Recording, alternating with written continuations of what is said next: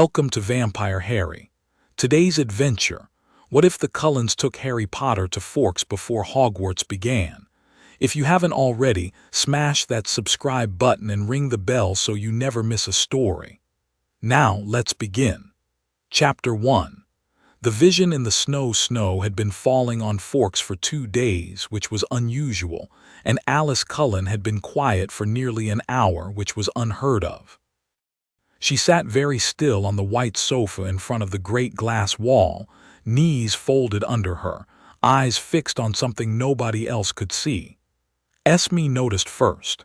She always did. She set down the book she was not really reading and watched her daughter the way a mother watches a child who has stopped breathing in her sleep. "Carlisle," Esme said softly. He came down the open staircase before she had finished saying his name. The library where he had been working was 3 rooms and a flight up, but the house was small in the ways that mattered. He took the chair across from Alice, set his hands on his knees and waited. He did not ask. With Alice, you waited. Edward came next, drawn by Esme's worry rather than the silence. He stopped at the back of the sofa, one hand on the cushion behind Alice's head, his head tilting in the slight, listening way of his that meant he was reading the inside of his sister's mind and not enjoying what he found. "Oh," he said after a moment. It was a soft, hurt sound like the first puff of breath a person makes when struck in the chest. "What is it?" Esme asked. Alice's eyes did not move from the snow beyond the glass. "There is a little boy," she said. "He is in a cupboard. Under a staircase. He is very thin." Edward closed his eyes. "Where?" Carlisle asked. "Surrey," Alice said. "Little Winging, a house that looks like every other house on the street. Number 4, Privet Drive." "England, then." "England." Alice blinked slowly. "He has hair like nobody combs it for him. He has glasses that have been broken and mended a dozen times. There is a piece of black tape on the bridge. He has a scar here." She lifted one porcelain hand and traced a thin shape on her own forehead, a jagged line above the right eye. "Like lightning. The cupboard smells of dust and old shoes and cleaning fluid. He is trying to make himself smaller. He is 6 years old." Esme made a sound she had not made in many years. "There is a woman," Alice said. "Tall, bony. She is shouting at him through the door. Her voice is the voice of a person who has been shouting at him for as long as he can remember. Behind her, a man with a mustache, heavy, red in the face. He is not a man who has ever in his life been kind to anything." Her eyes flicked finally. "Carlisle, he is going to die, not today, but eventually. They will starve him to death by inches and call it discipline." "Alice," Carlisle leaned forward. "Tell me the rest." There was a long silence. Even Edward, who already knew, did not speak. "There is more to him than the boy in the cupboard," Alice said. "He is lit from inside. There is something around him I have never seen before, like wind, only it is not wind. It is on his hands, his hair, his eyes. It is in him. It is what made me see him." She turned at last from the window and looked at her father. "He is one of theirs." Carlisle did not need to ask whose. He had lived for more than 3 centuries. In that time he had walked the back streets of London when London still had back streets. He had spoken to a man in Salzburg who turned a copper kettle to silver in his presence and laughed about it. He had once been called to the bedside of a child in a Volterra alley who was burning with fever and who, when his hand touched her brow, glowed. There were people in the world who did not call themselves human, and who were not vampires either. The wizards. They lived behind their own walls and they kept their own secrets and they did not appreciate visits from his kind. He had let them be and they had let him be, and over centuries that had been the arrangement. "A wizard child," he said. "A wizard child," Alice agreed. "Hidden. By them, I think. Hidden in a place where their people would not look, with relatives who hate everything he is." Edward's hand had not left the back of the sofa. The fingers were tight enough to leave half-moons in the upholstery. "There is something else," he said. "She sees more than she's saying." Alice did not flinch under her brother's voice. She rarely did. "I see his future," she said. When I look at him, I see futures. They fork. In most of them, he survives the cupboard. In most of them, he walks out of that house at 11 on his own for a school he does not yet know about. In most of them, he is a frightened, brittle thing for the rest of his life. He does great things and they cost him everything he might otherwise have been. She closed her eyes. In one of them, the smallest one, the cupboard kills him before the school finds him. In one of them, smaller still, she stopped. In one of them, Esme asked. Alice opened her eyes. In one of them, we go and get him. There was no sound in the room for a long time except the faint, almost imperceptible ticking of the antique clock Esme had brought from Chicago. Snow fell. The glass wall framed a world that was suddenly very far away. Rosalie appeared in the archway from the kitchen. She had clearly been listening from the second floor and had come down at a pace that for her counted as deliberate. Her arms were folded. The look on her face was the look she always wore when something asked her to be soft. "No," she said. Carlisle did not look at her. "Rose." "No," she said again. "I see what you are about to do. I know you, Carlisle. I see the whole shape of it already, and I am telling you, number not a human child. Not in this house. We have rules. We have those rules for reasons. We do not even live next to humans. We live next to a town full of them, and we keep our distance because if we don't keep our distance, we kill them. We don't bring them home and feed them peas." "He is not entirely human," Esme said quietly. "He is 6 years old and he bleeds and he will smell like food in this house every minute of every day, and you know it." Rosalie's voice climbed half a step. "Edward, tell them. You of all people know what this will do to Jasper." Edward did not look at her either. He was watching Alice's face. "Jasper will manage," he said.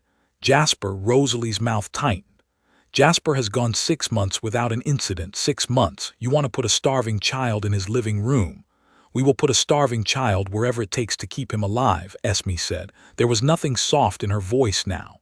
There was only the thing that had run under her softness for 90 years and that very rarely came out from under it. "Rosalie, look at me." Rosalie looked at her. "You are not wrong," Esme said. "Everything you are saying is true. We have rules. They are good rules. We have made them work for a very long time, and every one of them was made for us. None of them were made for him."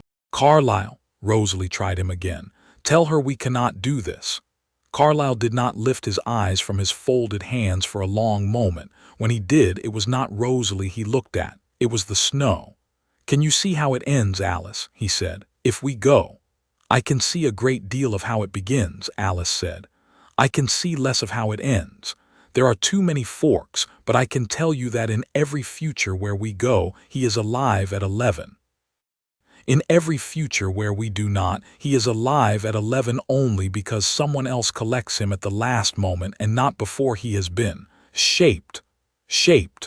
Made into a weapon," Alice said. "I do not have a clearer word." Edward's hand finally lifted from the sofa. He came around it and sat on the arm beside Alice, very close. There was a tenderness in him for her that he reserved for almost no one else. "Show me again," he said. Alice closed her eyes. After a moment, so did Edward. The room held its breath. Even Rosalie, who was angry, did not move. When Edward opened his eyes, they were 2 shades darker than they had been. "There is a man," he said. "A man who looks like a snake. He is not finished, but he is not gone either. He is waiting. The boy is the only person on earth who can finish him." He paused. "And the people who are supposed to be helping the boy do that have decided that the way to make the boy ready is to leave him in that cupboard." Esme stood up. "We are going," she said. She did not say it loudly. She did not say it with anger. She said it the way she had said yes to Carlisle on the night he had asked her to spend forever with him. She said it as the close of a door. "Esme," Rosalie began. "You may stay home, Rosalie," Esme said. She turned to her daughter and her face was, for once, the face of the older of the 2 women in the room. "I love you, and I am asking you to trust me. We are going." Rosalie looked at her for a long moment. Then she made a sound that was not quite a laugh and not quite a sigh, and she said, I will pack the car." "Thank you, sweetheart," Esme said. "Don't thank me," Rosalie said. "I'm coming because if Esme is going to bring a small starving child into our house, somebody has to make sure his room is the sunniest one, and that the sheets aren't itchy, and that nobody puts him to bed on a sofa."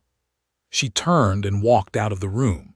The set of her shoulders, Edward noted privately, was already different. It took 6 hours to assemble the family. Emmett came home from a 3-day hunt up near the Canadian border with elk blood on his collar and a question already on his face. He had felt the change in the house from a mile out.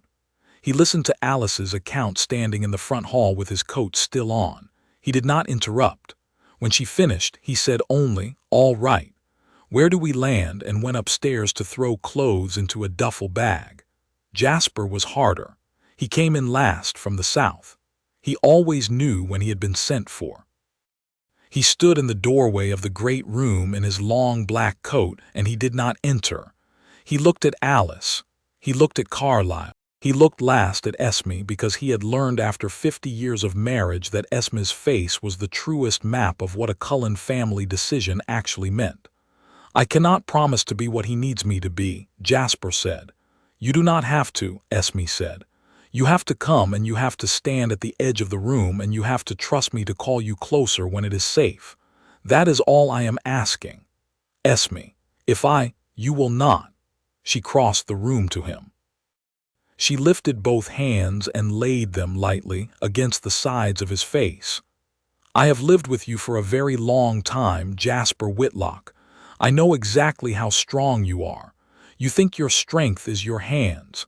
It is not. It has never been. You do not need to be afraid of him. I am not." Jasper closed his eyes for a moment. When he opened them, they were the steady gold he wore on his good days. "All right," he said. "All right." They flew that night. Carlisle had a friend in Seattle who owned a small charter company and who owed him many years of life, and so the plane that carried the Cullen family across the Atlantic was a private one, and the questions were few. Alice spent the flight with her eyes closed, looking. Edward read whatever she would let him read. Jasper sat at the very back of the cabin with his hands folded, and a stillness on him that was not quite calm, but was a near cousin to it. Emmett played cards with himself and did not pretend he was not nervous.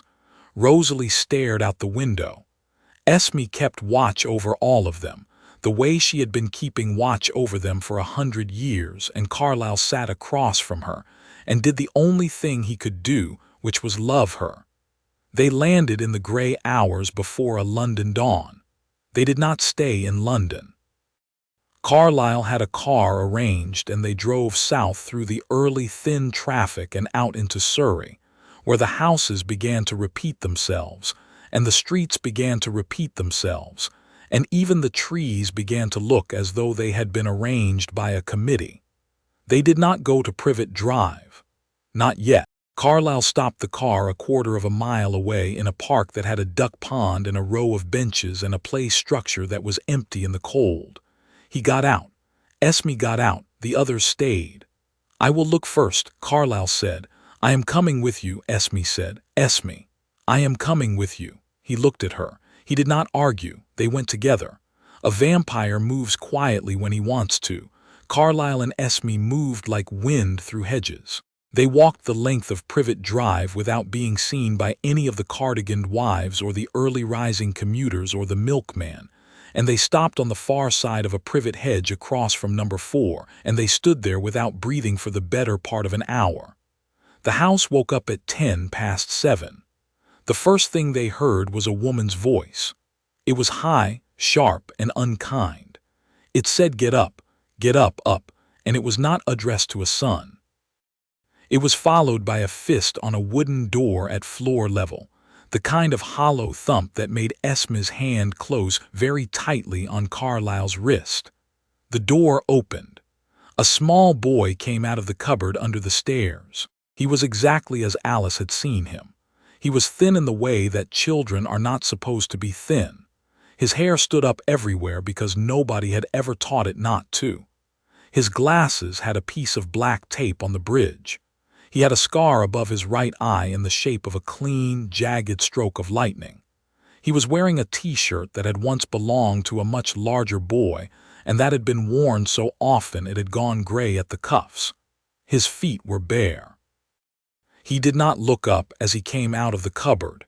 He did not look at the woman who had shouted at him. He did not look at the boy his own age who was already at the breakfast table eating a stack of pancakes that would have fed a small army.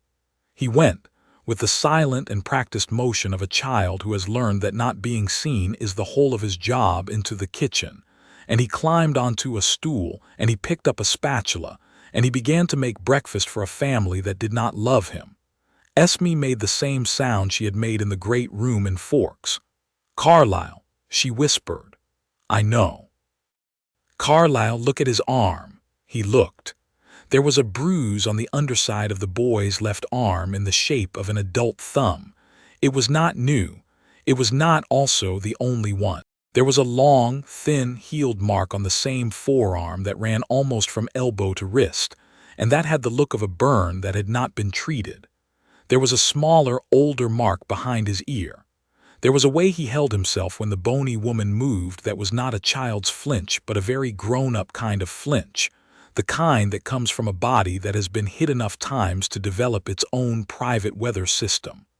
"I am taking him out," Esme said. "Today. Now. I do not care what we have to do."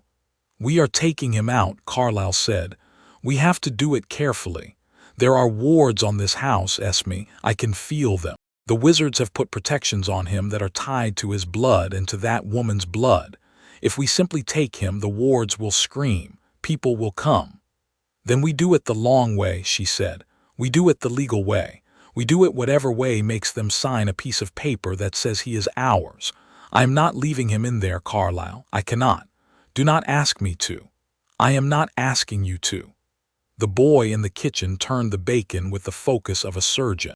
The woman of the house, who had been bony in Alice's vision and who turned out also to be bony in person, came up behind him and made some sharp comment they could not quite hear, and the boy said, "Yes, Aunt Petunia," in a voice that had no fear and no anger in it because there was no room left in him for either. Carlisle's hand on Esme's wrist tightened, then gentled. "Come," he said. "We go back to the others. We make a plan. We come back tonight." "Tonight," Esme said. "Tonight." They left as quietly as they had come. Halfway back to the park, Esme stopped, set her hand on a stranger's privet hedge, and bowed her head. Carlisle waited. He had been a husband for nearly 100 years, and he knew what to do, which was almost always nothing. "He looked at me," she said. "What?" "At the very end, when I made the noise, he looked. Through the kitchen window, through the hedge, right at me. He does not know me, Carlisle. He has never seen me before in his life. And he looked at me as though he had been waiting for somebody to be standing in that hedge for a very long time." Carlisle put his arm around his wife. They stood like that on the empty pavement for one long moment. Then they walked back to the car. Alice was waiting on the bonnet of the car when they came out of the park. She had not waited in the cabin. She would never have waited in the cabin. She was perched on the polished black metal with her knees drawn up and her chin on them, and her eyes were the eyes of a person who had been watching the same set of futures fork and refork for an hour. "Well," she said. "You were right," Esme said, "about all of it. I am usually right." "Alice," Carlisle came around to face her, "I need you to look at one thing for me. I need you to tell me whether the future in which we walk away from this and drive back to the airport has any version of itself in which we are at peace." Alice did not even close her eyes. "No," she said, "there is no such version. We walk away from this child and there is a hole in our family for the rest of our existence. I have already looked. I looked from the moment I saw him. I have been looking at it for 2 days, Carlisle. There is no version of us that survives leaving him there." "Then we do not leave him there." "No," Alice said, "we do not." Edward had been listening from the cabin of the car. He came down out of it now, hands in his coat pockets, the wind fluttering his bronze hair like the wing of a bird. He stopped beside his sister. "I have a plan," he said. "You have a plan," Carlisle said. "I have read every mind on that street for the last 10 minutes. The husband leaves for work at 8:45. The wife takes the boy who eats the pancakes to a friend's house on Wednesdays at 10. That gives us today a window of approximately 40 minutes in which the only person in the house with the boy is the bony woman who hates him. Edward. I am not suggesting we frighten her, Carlisle. I am suggesting we sit at her kitchen table and we drink her tea and we ask her, in very small and very polite words, what it is going to take for her to give him to us. She wants to be rid of him. She has always wanted to be rid of him. Her sister is the source of every shame in her life, and the boy is the daily reminder. She has prayed in the secret part of her mind that she does not even let herself look at for somebody to come and take him. We are somebody, we are coming, we are taking him. He looked at Carlisle. We can have him out of that house by lunch. By lunch, Esme said. By lunch. Carlisle looked at his wife. Esme did not smile. Esme rarely smiled at moments like this. She only nodded once slowly, the way she had nodded across a hospital bed on the night he had asked her if she wanted to live. Then by lunch, Carlisle said.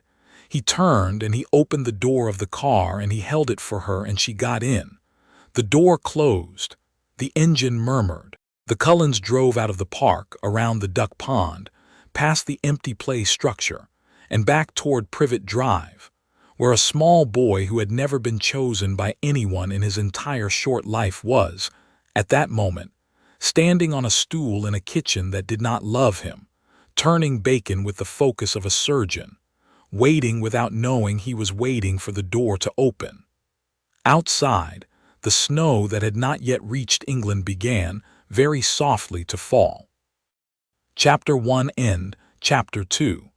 The boy under the stairs. Vernon Dursley left number 4 Privet Drive at 8:46. He slammed the front door behind him because that was how he closed every door he had ever been near. And he stomped down the front path because that was how he descended every path. He drove away in the company car with the air of a man who believed, deeply and sincerely, that he was on his way to do important things. At 9:58, his wife reversed her own car out of the garage and drove their son to a friend's house 3 streets over because it was Wednesday, and on Wednesdays Dudley played at Piers Palkis's and ate pudding for 11s and broke things together with a vigor that made his mother weep with pride. At 10:04, the doorbell rang. Petunia Dursley, who had returned from Piers's house only 2 minutes earlier and had not yet had her tea, opened the door with her annoyance already on her face.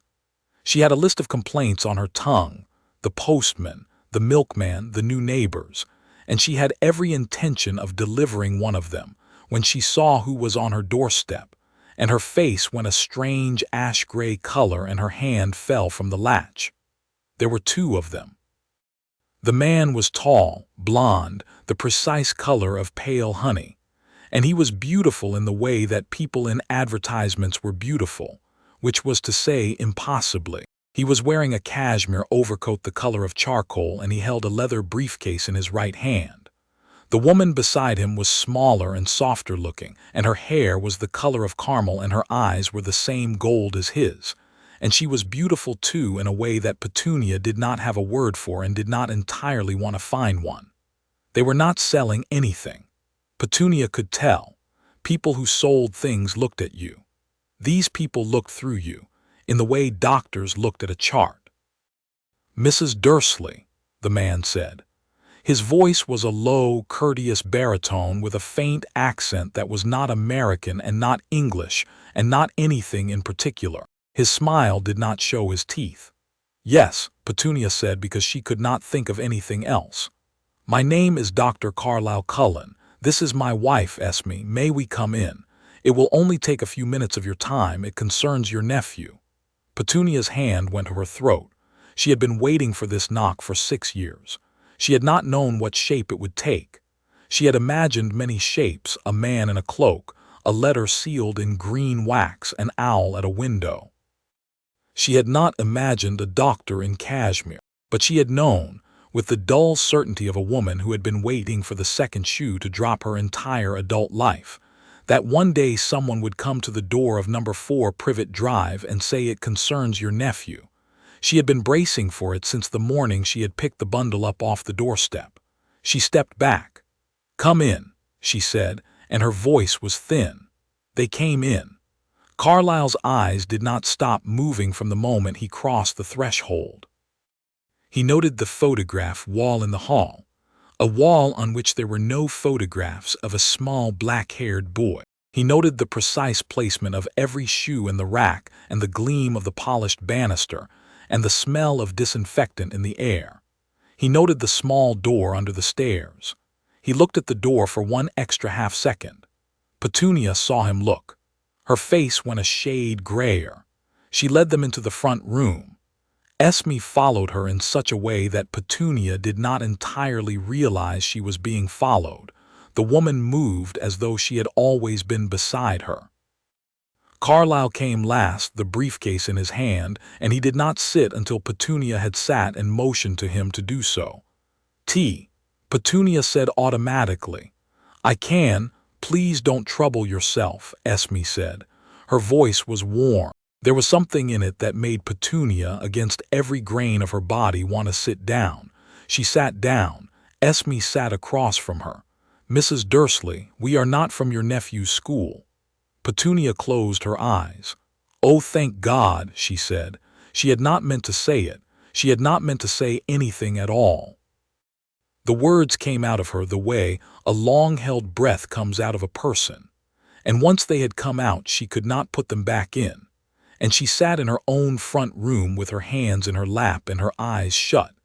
And she did not know whether she was about to cry or laugh, or do some third thing that she had not done in years. "We are aware," Carlisle said gently, "that your nephew has had an unusual upbringing."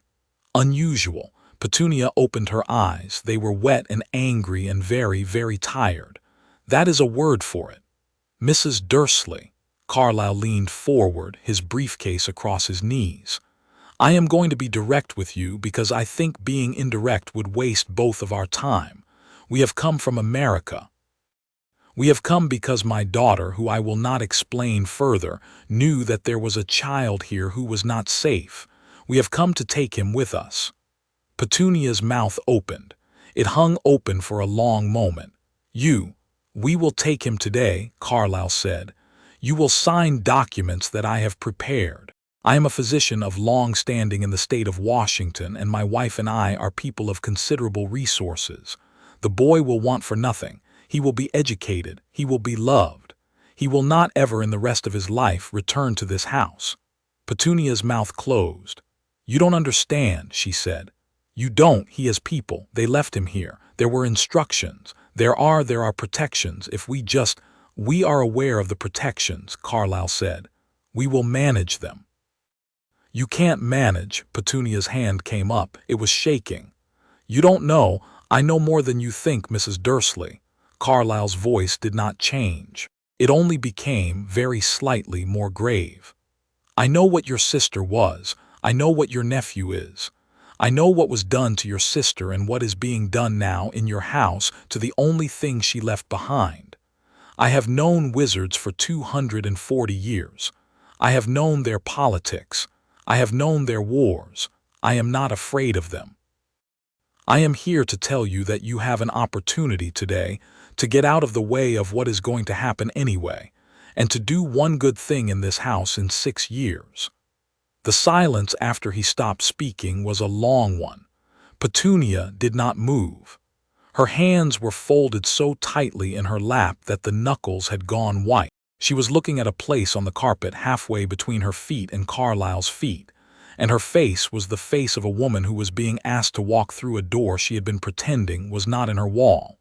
When she spoke, it was not what either of them had expected. "He looks just like her," she said. "He looks just like Lily. Do you know what that is like? Do you have any idea what it is like to wake up every morning and walk past a cupboard and hear my dead sister breathing inside it? She was always the one who, and then she went off and she got herself killed and she left him for me. She left him for me, As though she had any right. She laughed. It was an awful, dry sound. I told Vernon when they brought him that I would not love him. I told him I would feed him and I would clothe him and I would do my duty by him and that I would not love him. And I did not love him, Dr. Cullen. I did not love him. She lifted her eyes. They were Lily's eyes, not in color but in the bone of the socket and the shape of the lid, even in fury, even in shame. The architecture of the family was there. I did not love him. But I never thought. She did not finish. Esme reached across the small table between them and put her hand, very lightly, over Petunia's. It was a cold hand. Petunia knew at once that it was a cold hand. She did not pull her own away. "Mrs. Dursley," Esme said, "I am going to love him. I am going to love him for the rest of his life. I am going to love him the way your sister would have loved him if she had been allowed to. I am not asking you to forgive yourself. I am not asking you to forgive anybody. I am asking you to let me take him out of this house today and never bring him back." Petunia looked at her. Petunia looked at her for a long, long time. Then she stood up. She stood up the way a person stands up after sitting in one chair for too many years, and she crossed the room. And she opened the door of the front parlor, and she went out into the hall, and she went to the small white door under the stairs, and she undid the bolt that had no business being on the outside of a child's bedroom, and she opened it. "Out," she said. The boy came out.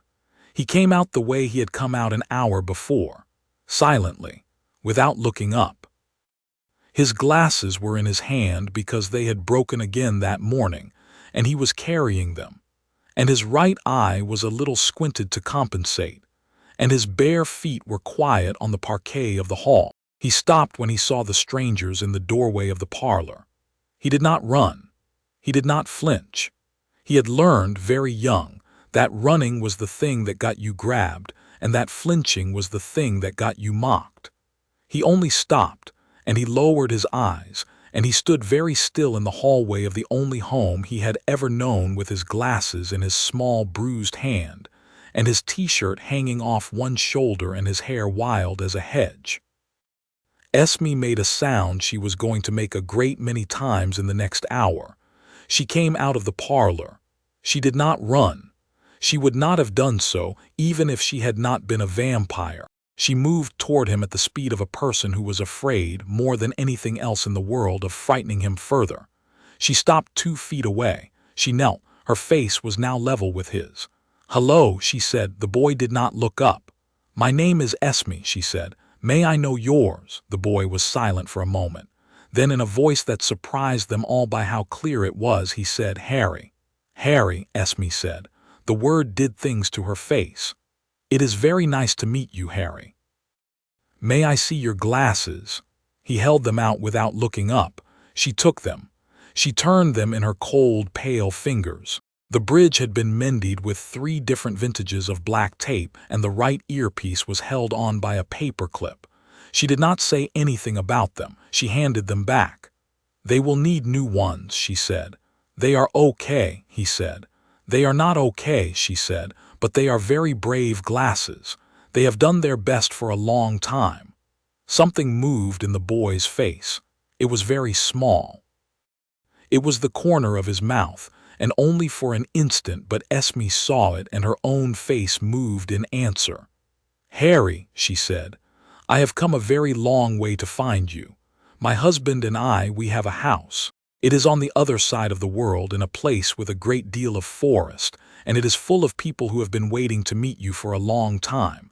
I am here to ask you whether you would like to come with us and live there." The boy was silent. "You do not have to answer right now," Esme said. "You can think about it. You can ask me any question you want." The boy was silent a moment longer. Then he said in the same careful voice, "Why? Why what, Harry? Why would you take me?" Esme did not look at Carlisle. She did not look at Petunia. She looked at the small, thin boy in front of her, whose eyes were still on the carpet and whose hands were behind his back the way they had been taught to be when adults spoke. And she said, very quietly, "Because you are worth taking." Harry looked up. He looked at her for the first time. His eyes, Lily's eyes, exactly Lily's eyes, and Esme had seen photographs and so she knew it. His eyes were a green so clear it hurt to look at. They were the eyes of a child who had very long ago stopped expecting to be looked at and had not yet relearned how.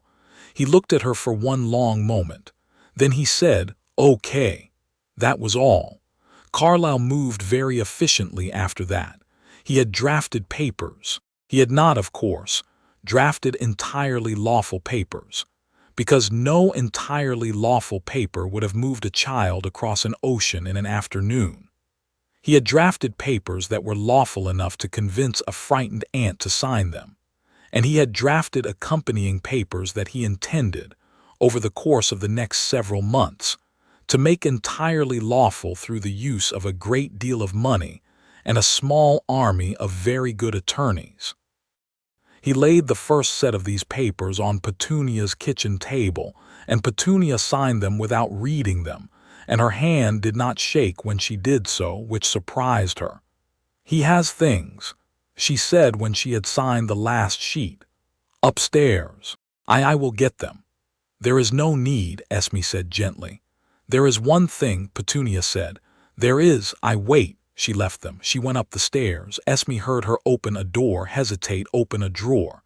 She came back down with a small wooden box in her hand. It was no bigger than a deck of cards.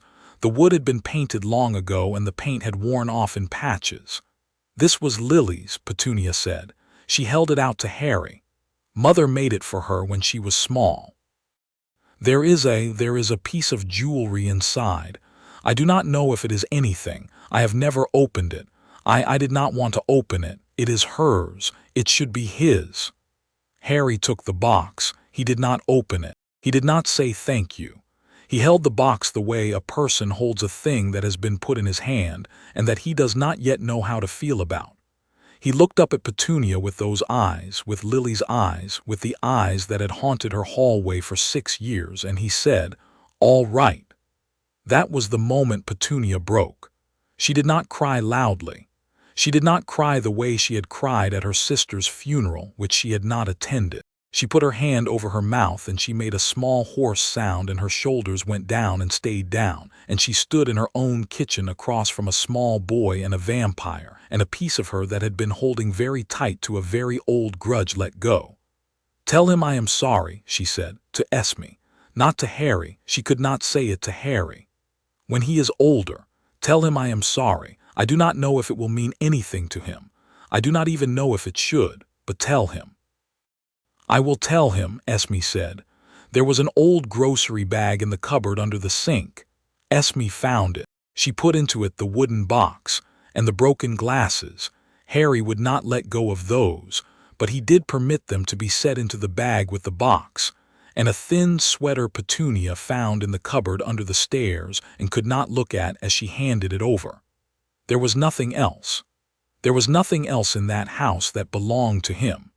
Harry did not look back at the door of the cupboard as they left the kitchen. He did not look back at the photograph wall as they came down the hall. He did not look back at Petunia as Esme opened the front door of number 4 Privet Drive and led him out onto the path. He held Esme's hand because she had offered it and because no adult had offered him a hand in his entire memory, and he had not known he was allowed to refuse. Her hand was very cold. He did not seem to mind. The front gate clicked shut behind them. The car waited at the curb. Carlisle opened the back door. Inside, 4 pairs of golden eyes were waiting. Harry stopped, the smallest amount on the pavement. Edward had gotten out. He had moved to the front of the car. He had bent at the knee in his charcoal coat in the gentle damp of the Surrey morning, so that he could be at the boy's height without towering. "Hello, Harry," he said. "My name is Edward. I am going to be your brother. May I take your bag?" Harry looked at him. He looked at the bag in his small fist, and at the cold, bony, beautiful boy in front of him, and at Esme's hand wrapped around his other hand, and at the long black car with the open door, and at the man named Carlisle standing patiently behind it, and beyond all of that, in the open back seat, at a small dark-haired girl with a smile like a second sunrise. He held the grocery bag out. Edward took it as though it were the crown jewels. Harry got into the car. Esme followed him in. Edward closed the door. Carlisle came around to the driver's side, and the door closed, and the engine turned over, and the long black car pulled away from the curb of number 4 Privet Drive and turned the corner and was gone. Inside the car, the little dark-haired girl named Alice put her hand very lightly on Harry's knee, and she said, "I am so happy to meet you." And the small boy with the lightning scar, who had not been touched in kindness in 6 years, did not pull away. Outside, on the doorstep of number 4, Petunia Dursley stood with her hand on the door frame and watched the long black car turn the corner and disappear. And she did not move from that spot for a very long time. She did not ever tell her husband that she had let the boy go. She let him assume for the rest of his life that someone had simply taken him. It was, in the end, the kindest thing she ever did. Chapter 2 and Chapter 3. A New World in Forks. The plane home was very long, and Harry slept for almost all of it. He had not meant to. He had meant, with the discipline of a child who had learned that sleeping in unfamiliar rooms got you stepped on, to stay awake and to watch every movement of every adult in the cabin. He had managed the first hour. He had eaten 2 crackers and a small dish of cubed pineapple from the white china that the pretty woman with the gold eyes pressed gently into his hands. He had drunk a glass of water. He had answered, in single syllables, the questions the man called Carlisle had asked him about whether anything hurt. Then he had been wrapped, very gently, in a blanket the color of sunset that had been kept folded in a closet of the plane for someone of exactly his size, and he had been told that he could close his eyes if he wanted to, and his body, which knew better than he did, had closed his eyes for him. He woke once in the middle of the flight to find that the cabin was dim, and that a girl with very short black hair was sitting on the floor in front of his seat with her chin on her knees, watching him sleep. She smiled at him. He went back to sleep. He woke a second time, and the man with the curly bronze hair, the one named Edward, was sitting across from him with a book open in his lap, not reading it. The man met his eyes and said, very softly, "We are almost home." Harry nodded. He went back to sleep. He woke a third time when somebody lifted him. His body remembered before he did what being lifted by adults usually meant, and he stiffened in the cold arms. The arms did not tighten. They did the opposite. They went looser. They made themselves into a request rather than a grip. "It is only me, sweetheart," Esme said in the half-light. "We are at the car. I can walk you if you would rather." He shook his head, very small in her shoulder. She carried him down the steps from the plane and across a strip of asphalt and into the cool leather of a long, dark vehicle. He pressed his face into her collar without meaning to, and the cold of her did not feel cold at all. It felt like the inside of a refrigerator on a hot day. It felt like a thing he had been thirsty for without knowing. The drive from the airport was long, and the air smelled different than England air, thicker somehow and greener, and there were trees on either side of the road that were the tallest trees he had ever seen, bigger than buildings, bigger than the church in Little Winging that Aunt Petunia had taken him into precisely once when she had no one to leave him with. The road wound through them. There were no other cars. The little girl named Alice was singing, very softly, a song he did not know. Edward, who was driving, sang one phrase back to her, and she laughed. The car turned off the road. It went down a long drive of pressed gravel through more trees. It came out into a clearing. Harry sat up. He sat up with his face against the window and his small hands pressed on either side of his nose, and he looked. The house in the clearing was not a house the way Aunt Petunia's house had been a house. It was 3 stories of glass and pale wood, set against a hillside that rolled down to a river he could hear before he saw, and the back of it was almost entirely a wall of windows that opened onto the wet green forest. There were lamps on inside. The lamps made warm gold rectangles on the gray afternoon. There were people standing on the porch. They were waiting for him. Esme leaned her head close to his. "That is your home," she said. "Whenever you are ready." He was not ready. He did not move from the window for a long minute. Then he turned his head very small and looked up at her. "Mine?" he asked. It was the first question he had asked since he had asked her why. "Yours," she said. He got out of the car when she got out. The people on the porch came down the steps to meet him. They came down at the speed at which the man called Edward had bent on the pavement at Privet Drive, which was the speed of people who had been told to be careful. Harry counted them as they came. There was a very large man with dark curly hair and a smile so big it looked as though it should hurt his face. There was a tall, blonde woman who was the most beautiful person Harry had ever seen in his life, who looked at him as though she had been told a story about him on the way down the steps and had decided, against her will, to believe it.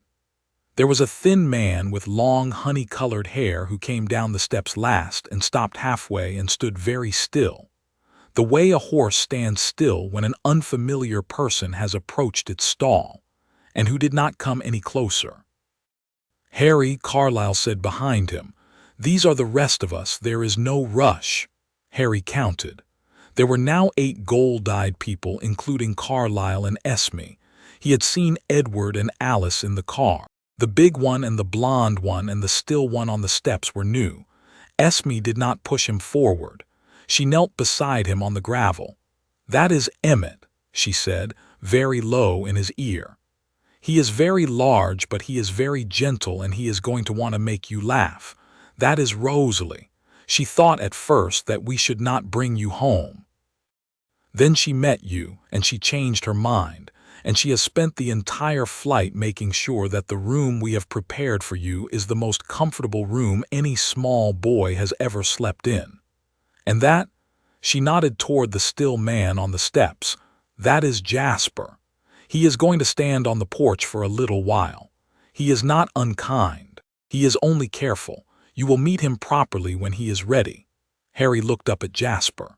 The thin man on the porch met his eyes and inclined his head, very gravely, the way knights in a picture book had bowed to one another.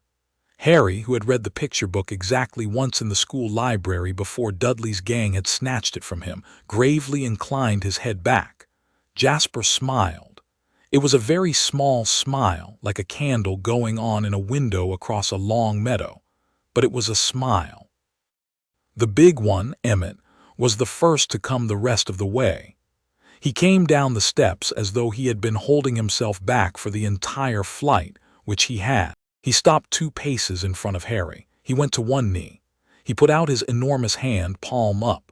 "Hi, Harry," he said. "I'm Emmett. I'm going to be your big brother. I'm not allowed to crush you in a hug right now because Esme says you have to get used to me first, but in about a week I'm going to be allowed to give you a piggyback ride. I am extremely good at piggyback rides. I am also extremely good at making bad jokes. You will learn this. I am sorry in advance." Harry, who had been told for 6 years that he was disgusting and ungrateful and a freak, looked into the wide, ridiculous, kind face of Emmett Cullen, and made a sound he had not made and he could not remember how long. It was a small sound. It was a sound that was halfway between a snort and a hiccup. It was the very faintest beginning of a laugh. Emmett's smile became, somehow, even bigger. "Yes," Emmett said softly to nobody in particular. "Yes." The blonde woman, Rosalie, did not kneel. She did not come close. She stood 3 paces back and she looked at him with her arms folded the way she had folded them in forks when she had said no, and she said, in a voice that was crisper than the others, "Hello, Harry. Your room is at the top of the south wing. The carpet is soft because I do not approve of hard carpets in children's rooms. Your bed is large enough that you will be able to roll over in it without falling out, which I gather is a relief. There is a window that looks at the river. I do not, at this stage of our acquaintance, expect you to like me. I expect you only to know that I am here and that I will not let anyone harm a hair on your head for as long as I exist. That is all." She turned, on the heel of her boot, and she went back into the house.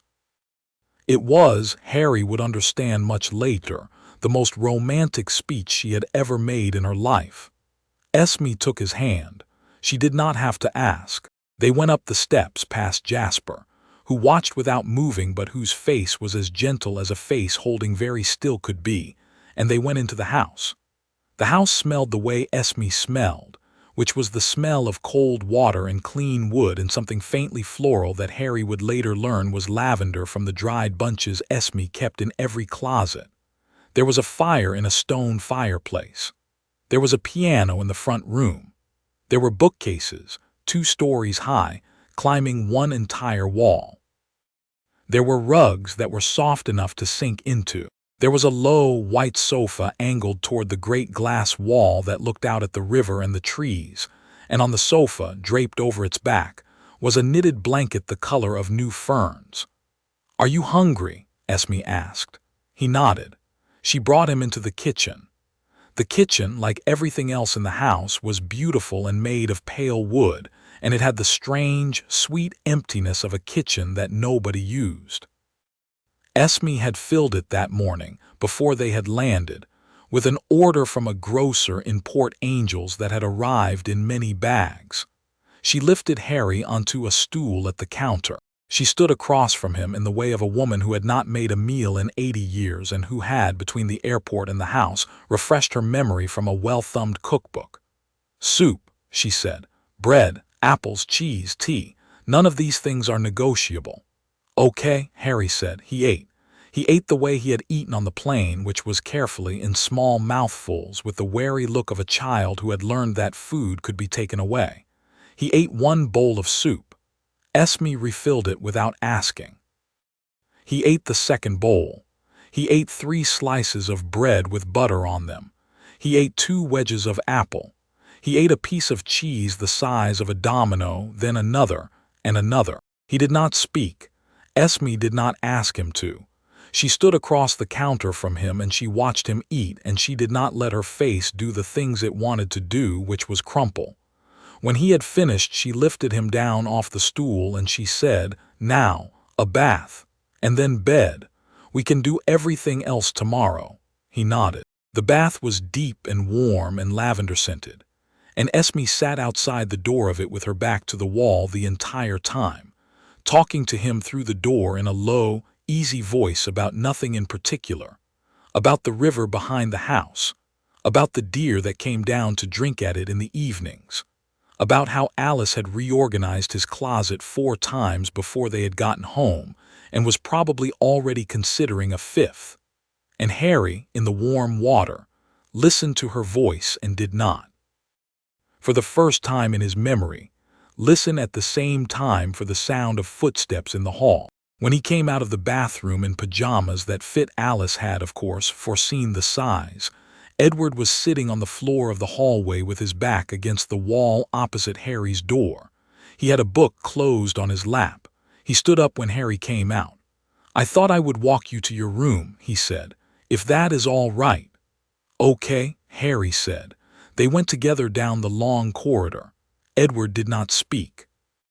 The corridor had the same wood floors as the rest of the house, polished to a soft shine, and the rugs along it muffled their footsteps.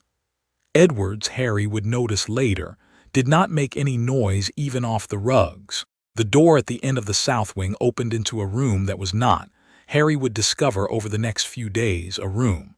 It was a small kingdom. The bed was enormous, low, made up in white sheets and a green coverlet the color of new ferns. The pillows were many and soft. Above the bed, painted directly on the pale plaster of the wall, was a forest scene, the tops of evergreens at twilight, a pale half-moon, 2 small deer at the edge of the trees. The window opened onto the river. There was a desk under it. There were shelves of books along one wall, an entire shelf of them at exactly the right height for a small boy to reach. There was a soft chair by the window. There was a lamp on the desk that was already lit. There was on the bed a single small stuffed wolf, gray and white with dark glass eyes. Harry stopped in the doorway. He looked at the room for a long time. He looked at the wolf for a longer time. "It is yours," Edward said. "All of it, all of it." Harry walked very slowly into the room. He stopped at the foot of the bed. He picked up the wolf. He held it against his chest with both arms. He was a small boy. He was only 6, and he had no practice with what he was feeling. And so his face did what faces do when the body is presented with too much for it to process at once. It went still. His eyes, very slowly, filled. Edward stood in the doorway and did not move. "Harry," he said softly, "may I tell you something?" The boy nodded. "I can hear what people are thinking," Edward said. "Most of the time, I do not always, but often. I have heard what you have been thinking since the moment Esme picked you up out of the back of that cab in London. I have not told anyone what I heard. I will not tell anyone. It is yours, but I want you to know that I heard it. And I want you to know that you do not have to be afraid in this house. Not of being too loud, not of being too quiet, not of asking for things, not of being seen. We see you. All of us see you. Esme sees you most of all. She is going to love you in a way that is going to be a little bit overwhelming at first. You can tell her if it is too much. She will stop. But she is not going to stop loving you, Harry. None of us are, not ever. Do you understand me?" Harry, holding the wolf, nodded. "Good," Edward said. "Now, get into bed. Esme will come in to say good night in a moment. If you wake up in the night, the door does not lock, and there is always somebody on this floor of the house. You may come and find any of us. Do you understand?" "Yes," Harry whispered. Edward inclined his head. He turned to leave. "Edward," Harry said. Edward turned. "What were you doing on the floor in the hall?" A small, surprised smile crossed Edward's face. "I was sitting outside your door," he said, "in case you needed something." "For how long?" "For as long as it took." Harry looked at him for a long moment, holding the wolf. "Okay," he said. He climbed into the bed. The bed swallowed him. He pulled the covers up to his chin. He kept the wolf inside the covers with him. Edward turned off the desk lamp. The painted forest above the bed glowed faintly in the half-light from the window. The river sang to itself outside. Esme came in 5 minutes later. She did not turn the lamp back on. She came to the side of the bed and she sat on it very lightly, and she put one cold hand on his forehead and she pushed his wild hair off it. "Good night, Harry," she said. "Good night," he said. He slept. He slept that night and did not wake until morning, and when he did wake, the painted forest above his bed was bright with new sun, and there was a small folded square of paper on the pillow beside him. It was from Alice. It said, "Welcome home. There is breakfast. There is no school. There is a brother who is going to ask you twice today if you would like a piggyback ride, and I am here to tell you that you can say yes both times." Harry held the paper in his hand for a long time. Then he got out of bed, and he put on the slippers Alice had set beside it, and he carried the wolf with him because he was 6, and because nobody was going to take it away. And he walked down the long, polished corridor of the south wing of the Cullen house in Forks, Washington, on the first morning of the rest of his life. Downstairs in the great room, Alice looked up from where she sat on the white sofa in front of the great glass wall, and her eyes found him on the stairs, and 100 futures opened in her vision and refolded themselves and lay down like cats in a different shape. She smiled. "Good morning, Harry," she said. "Good morning," he said. It was enough for that morning to be a beginning. Chapter 3. End Chapter 4. Strange talents. The first thing that broke in Harry's new life was a vase. It was not a particularly important vase. Esme had bought it the year she had moved to Forks because she had liked the way the morning light came through the green of it, and she had set it on a side table in the great room where it had lived ever since, holding ferns. Emmett, walking past with a basketball under one arm and a child on his shoulders, had clipped the side table with his hip. The vase had gone over. Harry had reached out from his perch on Emmett's shoulder with one small hand and a sound of horror, and the vase, which had already been falling, had stopped. It had stopped about 4 inches above the floor. It hung there in the air, perfectly still, with a fern leaf trailing out of it and a small splash of water suspended in a bead at the lip. Emmett went very still. "Harry," he said carefully, "buddy, are you doing that?" Harry, who was looking at his own outstretched hand with the kind of polite disbelief of a child who had just discovered that he could fly, did not answer. The vase lowered itself. It did so slowly, in the way of a thing that had been told to be slow, and it set itself down on the rug, and the fern leaves rearranged themselves, and the water that had splashed out climbed back over the lip and into the vase, and sat there and trembled. Then, exactly the way a candle goes out, the air around it stopped doing anything unusual, and it was only a vase again. "Did I do that?" Harry asked in a very small voice. "You did that," Emmett said. He set Harry down on the rug. He went to one knee. He looked at Harry the way a person looks at a child who has just produced a rabbit from a hat for the very first time, which is to say with absolute delight and absolute care. "Harry," he said, "you have to do that again. Not right now. Not until we get the others, but you have to do it again. I have got to see Edward's face." The others came, of course, before Emmett had to call. They had heard. Alice had heard before any of them, which was to say she had already seen it. Edward had heard the moment Emmett had thought it. Esme had heard simply because Esme heard everything that happened in her house, particularly the things that involved Harry. Carlisle, who had been on the phone in his study, came down the stairs last, and he came down at the only speed he ever permitted himself in front of Harry, which was the speed of a very tall and very calm man walking. "Show me," he said, "if you are willing." Harry, who was 8 months into being a Cullen by then, nodded. He liked Carlisle. He had taken longer to like Carlisle than he had taken to like Esme, and he had taken longer to like Esme than he had taken to like Emmett.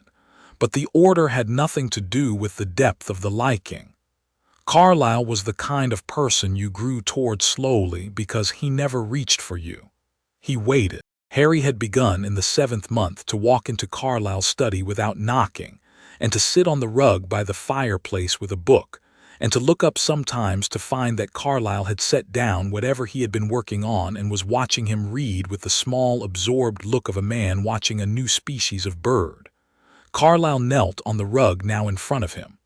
"What do you want to do?" he said. "Anything. Just show me." Harry looked around the room. His eye fell on the empty fireplace. It was August, and the grate had been swept clean for the summer. He pointed at it. A small flame appeared in the empty grate. It hovered for an instant in midair, then settled with a soft woof onto a piece of charred wood that was not actually there. It burned without fuel, perfectly content, a small yellow tongue of fire in a clean, cold hearth. Esme made the sound she made. Edward laughed. He had not laughed often in the 8 months since they had brought Harry home. He laughed now, the surprised, delighted laugh of a man who has been let in on a wonderful secret. "Carlisle," he said, "look at it." "He is not even concentrating." "I am concentrating," Harry said. "You are not concentrating the way you are about to learn to concentrate," Edward said. "You are doing this the way a baby walks, beautifully and at very great risk to a great many vases." Harry, who knew when he was being teased gently, smiled the small private smile that had appeared on his face for the first time in March and was, by August, common. The flame in the grate winked out. Carlisle sat back on his heels. He looked at Harry for a long moment. Then he turned his head and looked at his wife. "Esme," he said, "I think it is time." She nodded. The conversation that followed was the conversation Carlisle had been preparing in his head for 8 months. He had been preparing it in an unspecific way before that, for a great many years, against the day he might one day have a child to have it with. He had not, in seriousness, expected the day to come. He had been preparing it in a very specific way since the night Alice's vision had reached him in the Forks' great room. He had assembled it, edited it, rehearsed it in his head while sewing up cuts in the Forks emergency room, and while filing reports, and while sitting at his desk in the small hours when the rest of the house was as quiet as a house full of vampires ever was. He had not, in any version of the rehearsal, expected to give the conversation in front of an empty fireplace to a small boy with green eyes who was, at the moment, holding a stuffed wolf in one hand and a half-eaten apple in the other. "Harry," he said, "come and sit by me. There are several things I have to tell you. Some of them are going to surprise you. Some of them are going to make sense of things that have been confusing you for a long time. Some of them you may not believe at first." "That is all right. We have time." Harry came. He sat beside Carlisle on the rug with his back against the front of the white sofa and his wolf in his lap, and he looked up. "Okay," he said. "There are people in the world," Carlisle began, "who are not exactly like other people. There are several different kinds of these people. The first kind, which I am going to tell you about because you are one of them, is called a witch when it is a girl and a wizard when it is a boy. They are people who can do what you just did. They are born with the ability. It is not a thing that comes from the outside. It is a thing they have inside them from the moment they are born, the way some people are born able to sing or able to draw." Harry's eyes had gotten very wide. "My mother," he said. He had heard the word. It had been on his tongue for 3 months. He had almost said it twice to Esme in the dark of his bedroom. He had pulled it back both times. It came out of him now like a small bird that had been waiting in his mouth. "My mother, was she?" "She was," Carlisle said. "Your father also, both of them." "Aunt Petunia." Harry's small face did something complicated. "She used to call her, she used to say my mother was a, she used to say freak. She used to say it about me too, when I made things happen. I made the teacher's wig turn blue once. I did not mean to. I did not even know I had done it until she dragged me home." Esme, who was sitting on the arm of the sofa, made a sound under her breath that was not quite a word. Carlisle did not look at her. He kept his eyes on Harry. "You are not a freak, Harry. You are a wizard. There is a long and beautiful word in our world for what you are, and that word is wizard, and there are tens of thousands of people in the world who are exactly like you. They have schools. They have shops. They have a whole country of their own, hidden inside the country we live in.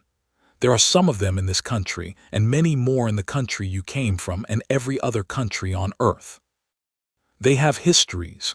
They have families. They have heroes. Your mother and your father were both of them, and they were, by every account I have heard since I began asking, very fine people. They are dead. I will tell you when you are ready the story of how they died. I will not make you hear it before you are ready, but you should know now that they did not abandon you. They were taken from you by a man who hurt many people and who is no longer hurting anyone, and you survived him by a kind of magic that I do not entirely understand and that no one fully understands. The mark on your forehead is from that night. It is not, I think, a mark to be ashamed of. It is the mark of the only person who ever survived him." Harry had gone very still on the rug. "My parents are dead," he said. He had known. Aunt Petunia had told him once, in a sentence so careless it had felt like being dropped down a well. "They died in a car crash and you got that scar in it and we are stuck with you." He had carried that sentence for 6 years. He had taken it out in the dark of the cupboard and turned it over in his hands. The corners had worn smooth. He had built every story he had about himself on top of it. He was being told now that part of it was a lie. He was being told that the part of it that was true for a different reason than he had been told. His mouth pulled to one side. His eyes filled, very fast. He did not know which of the two things hurt more, that they had been killed, or that he was, somehow, both more important and more loved than he had been allowed to know. Esme came down off the arm of the sofa. She sat behind him and she put both arms around him, and he turned in the circle of those cold arms and pressed his face into her shoulder, and he cried. Carlisle did not speak. Neither did Edward, who had withdrawn to the window. Neither did Alice, who had appeared in the doorway with her hand pressed flat over her mouth, watching.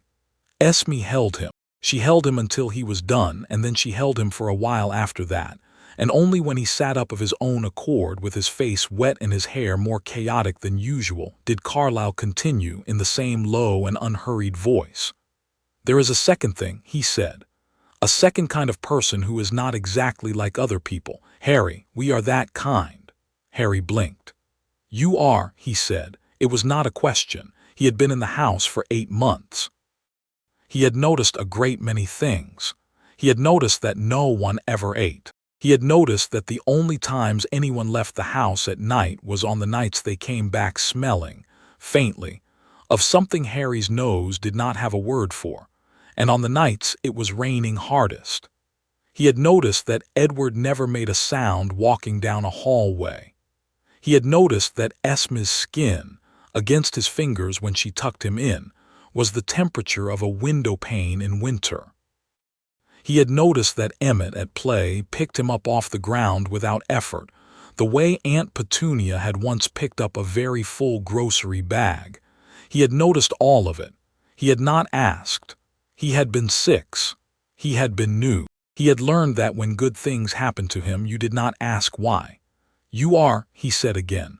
"What are you?" "We are vampires," Carlisle said. There was a silence. Harry looked at Carlisle, he looked at Esme, he looked at Edward, he looked at Alice in the doorway, then he looked slowly at the stuffed wolf in his lap. "Like in storybooks," he said. "In some ways like in storybooks," Carlisle said. "In many ways not. The version of us you are about to imagine has a great deal of nonsense attached to it. We do not sleep in coffins. We can move in sunlight, although we do not look quite like other people in it. We are not killed by garlic, and we have no opinion on crucifixes. The thing the storybooks got right is the thing about blood. We do drink it. We do have to. We do not, as a family, drink it from people. We have made a choice, my family, to take only the blood of animals. We have made that choice for a long time. It is the choice I made when I became what I am, and it is the choice the rest of my family made when I became their family, and it is the choice we will make every day of our existences. It does not entirely satisfy us. It satisfies us enough." Harry took this in. Harry looked very long at Carlisle. He looked at the gold of his eyes and at the gentle, patient set of his face and at the hands that had stitched up a tear in a shirt of his only that morning with thread the color of a robin's egg. "Is that why your eyes are the color they are?" he said. "Yes." "And the people who drink blood from people, what color are their eyes?" "Red." "Edward," Harry said.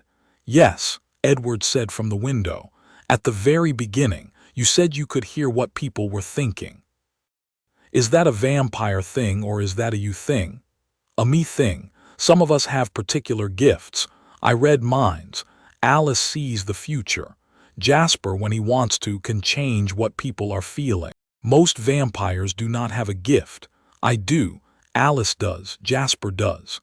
Esme has the largest heart of anyone I have ever met," Edward said. "I do not know whether that counts as a gift, but it is the most powerful thing I have ever encountered." Esme made a small sound into Harry's hair that was, perhaps, a laugh. Harry was silent for a while. He sat in the curve of Esme's arms with his stuffed wolf in his lap, and he let the new information arrange itself in him the way he had let the soup arrange itself in him on the first night. He took it in carefully. He chewed. He swallowed. He waited. When he spoke again, it was in the small, private voice he reserved for important questions. "Are you going to drink my blood?" It was not Carlisle who answered. It was Esme. It was Esme without any pause at all, in a voice that came from a deeper part of her than she usually let people see, and she set her cold cheek against the crown of his head as she said it. "Not now, Harry. Not ever. Not so long as I exist. I will end anyone who tries. Do you understand me?" "I understand," Harry said. "Good," Esme said. "And Jasper?" There was the smallest hesitation. It was Edward who answered. "Jasper is the one of us for whom this is the hardest, Harry. He has not lived as long as the rest of us with the choice we have made. He is also the one of us who has trained himself the hardest at it, because he knows that. He stands on the porch when you come down to breakfast not because he does not want to be near you. He stands there because he loves you, and he will not allow himself to be near you in any way that puts you at any risk, however small. He is the gentlest person in this house, Harry. You do not need to be afraid of him.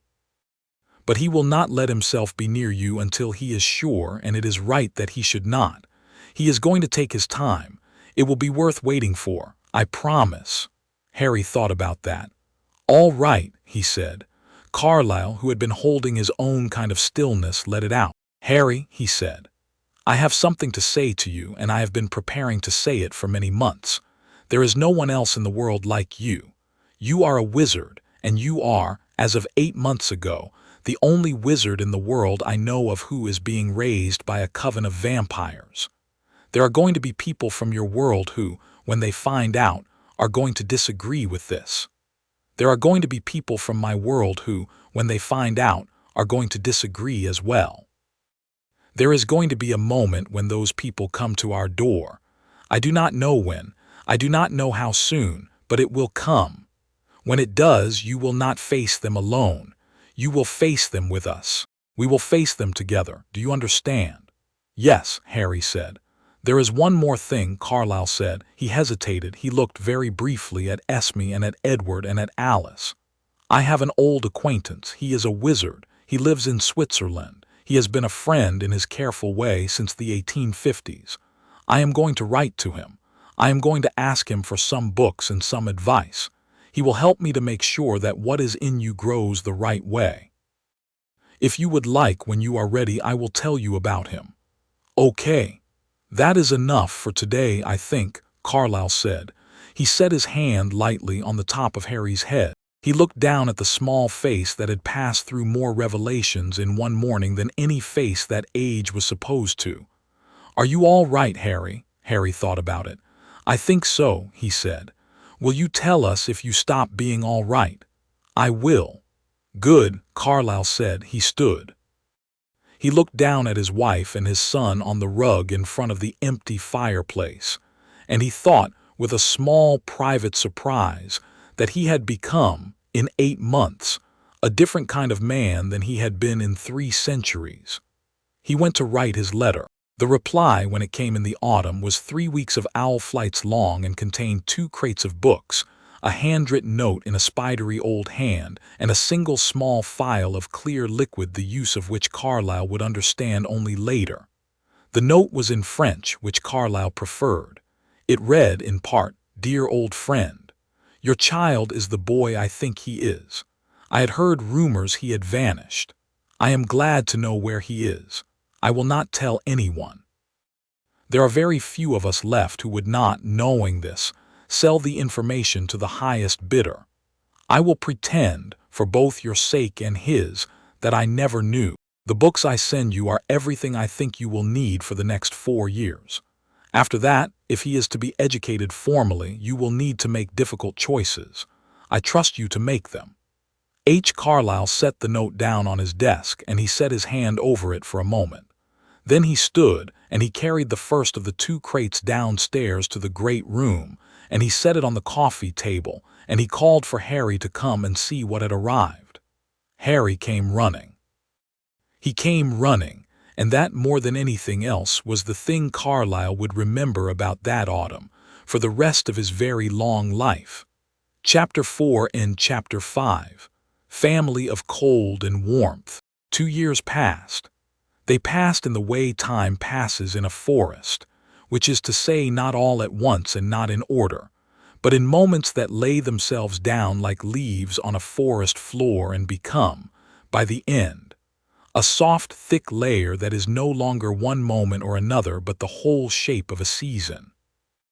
By the autumn of the 2nd year, Harry was 8, and the boy who had stepped out of the back of a long black car at 6 was no longer a boy you could find in the boy who stood, at 8, on the riverbank behind the Cullen house. He had grown. Not by much. He was small for his age and would always be small for his age, the legacy of the cupboard, but he had grown. His hair was still wild because Esme, who had tried for 1 week to teach it manners and had been politely defeated, had decided to love it as it was. His glasses were no longer mended with tape. They were thin, light, very expensive, and Alice replaced them every 6 months whether they needed it or not because Alice loved an opportunity. His eyes were the same green they had always been. They were a little quicker now, a little clearer, a little less afraid. He still flinched sometimes. When Vernon Dursley moved too fast in a dream, he still woke in the night sometimes, and was for a moment unable to remember where he was, and put his hand out to make sure the wall of his bedroom was on the side where the wall of his bedroom belonged. But he was, by every measure that any of the 7 adults in his life knew how to measure, healthy. He was happy. He was loved. He had been trained. It had not been a campaign. None of the Cullens had sat down at a table at any point and said, "We are going to train this child." It had happened instead, the way a forest grows, each of them giving him what they had to give, in the times and shapes that were natural to them. And the result of all of it was a small, thin boy who could, at 8, do a remarkable number of things. Carlisle had given him books. He had given him books with the absorbed care of a librarian giving away the contents of a personal collection 1 volume at a time. The books that had come from the friend in Switzerland had been the start. There had been more after that. Carlisle wrote to several wizards in his careful, periodic way. He visited a small bookseller in Lucerne in person. Once he flew to Mexico City and came back with a leather satchel of texts in 17th century Spanish that he translated, by hand, into English over the course of a winter, so that Harry could read them. By the autumn of the 2nd year, Harry could read more or less anything that was put in front of him. He read about the founding of the wizarding world. He read about the 4 houses of an ancient school in Scotland. He read about a long, red-eyed man who had named himself, in his own Latin, a name that meant flight from death, and he read about the night that man had come to Godric's Hollow. He read about his mother and his father. He read about them, the first time, in Carlisle's study with the door closed, and Carlisle sat in the armchair across the rug from him, and did not look up from his own book during the entire 2 hours it took Harry to read, very slowly, from the chapter that began on the night of October 31, 1981. When Harry closed the book, he did not say anything. He set the book down on the table beside him. He came across the rug to Carlisle's chair, and he climbed up into Carlisle's lap, which he had never done before, and he put his arms around Carlisle's neck, and Carlisle, with the careful gentleness of a man who had been waiting 2 years to be permitted, put his cold arms around the small boy and held him. They were good, Harry said into Carlisle's shoulder. Yes. They loved me. Yes. Aunt Petunia knew that. Yes. She let me think they didn't. Yes. Why? Because she was a smaller person than they were, Carlisle said, and smaller people, when they are confronted with bigger ones, sometimes try to make the world the size of themselves rather than the size of the people who frighten them. It is not a nice thing about people. It is a true thing about people. I am sorry, Harry. It's not your fault. No, Carlisle said, but I am still sorry.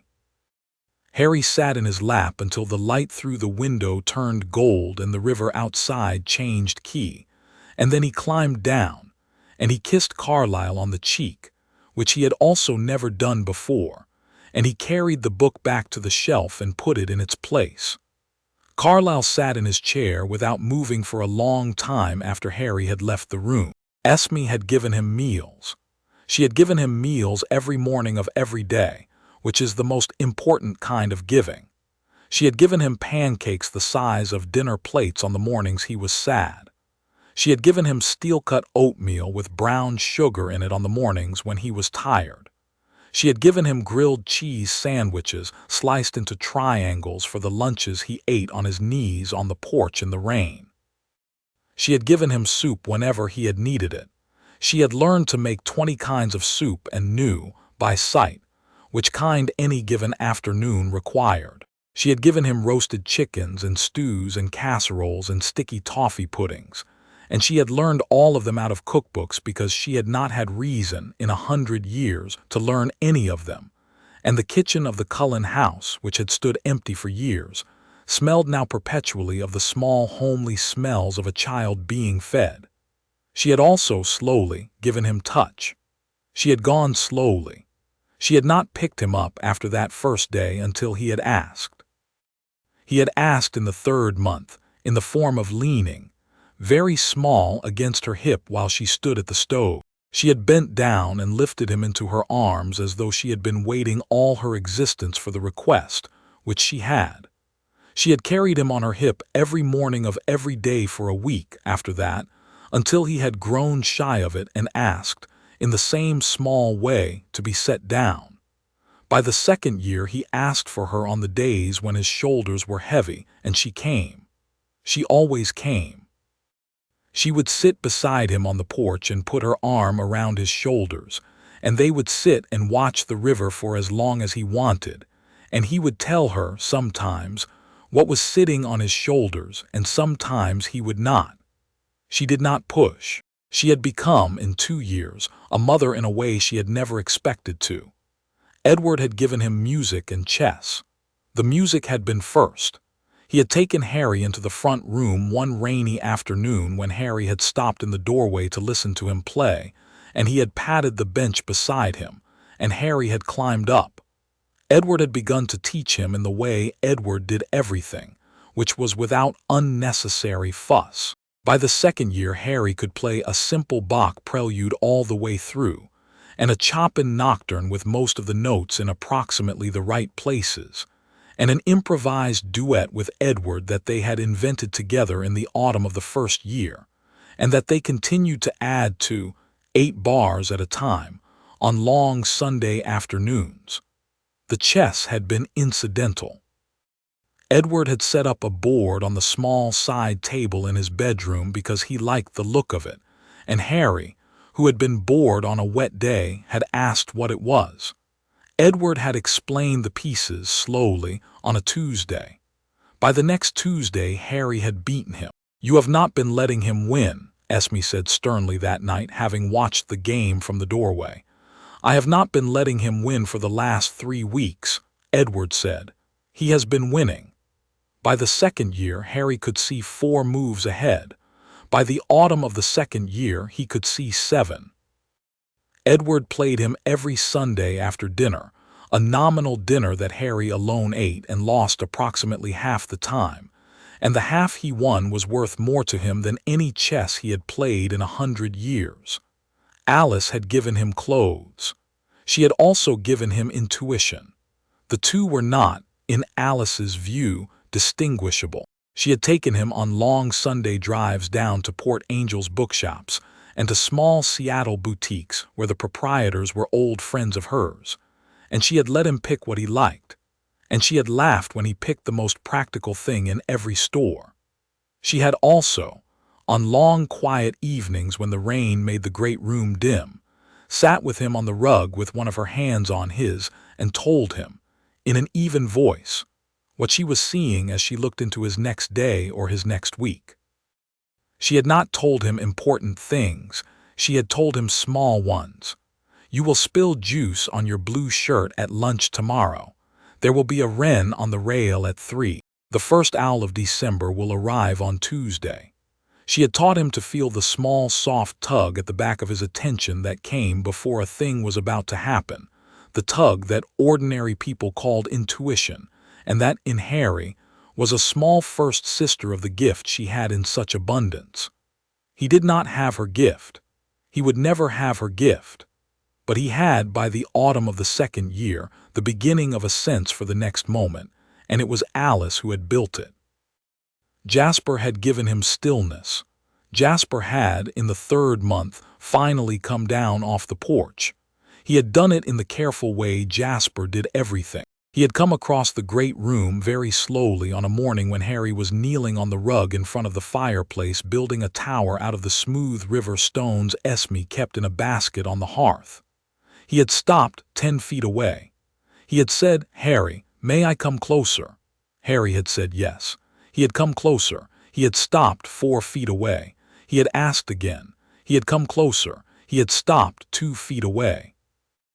Harry had looked up at him with the careful, level look he had begun by then to be able to give grown men, and he had said, "You are not going to hurt me." "No," Jasper had said. "Then come and sit," Harry had said. Jasper had sat. He had sat for half an hour without speaking, watching Harry build, sometimes handing him a stone when one rolled out of reach. At the end of the half hour, Harry had reached up, without thought, and patted Jasper's knee in thanks, the way he had taken to patting Esme's knee. Jasper had not flinched. He had become, very slightly, less still. The next morning he had been at the breakfast table. He had taught Harry after that to be quiet.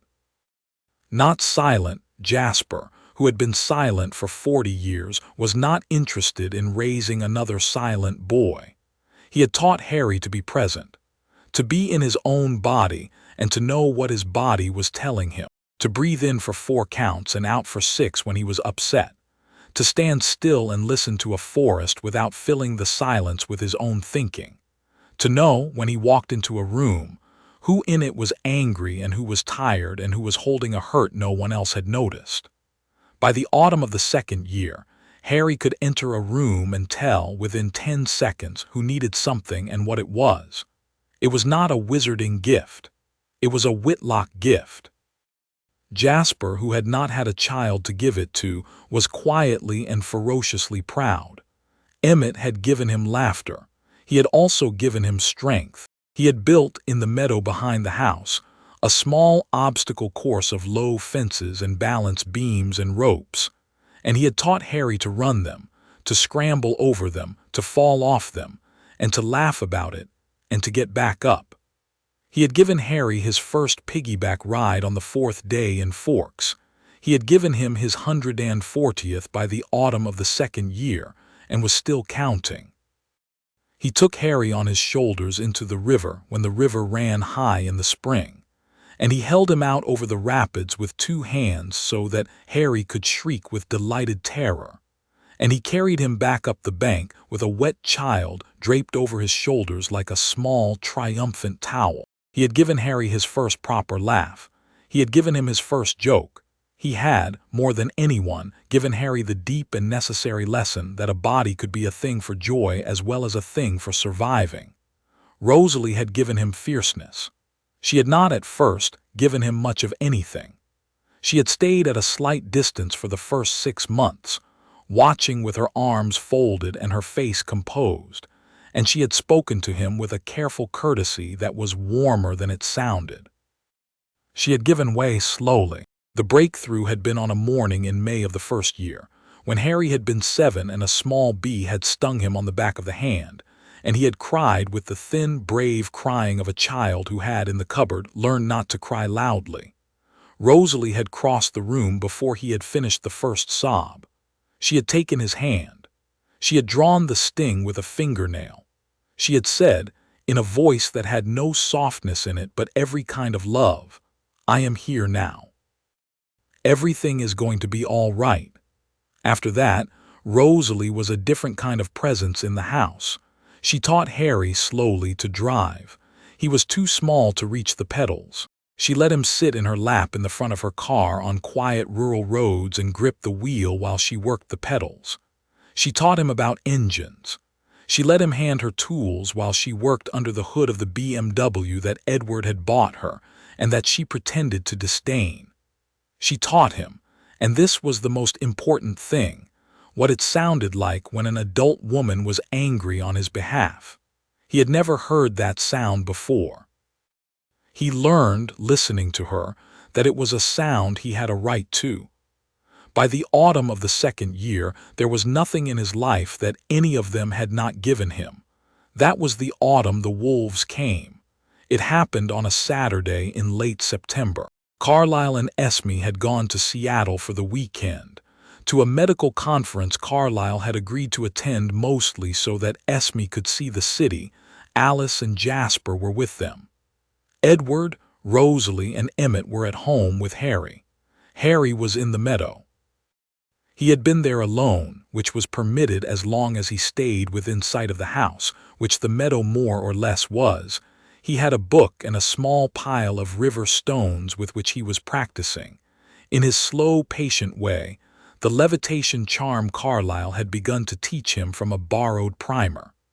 The stones rose, hovered, set themselves down. He did not yet have a wand. He would not have a wand for 3 years. But he had his hand and he had his concentration, and the stones obeyed. He smelled them before he saw them. He did not know what he was smelling.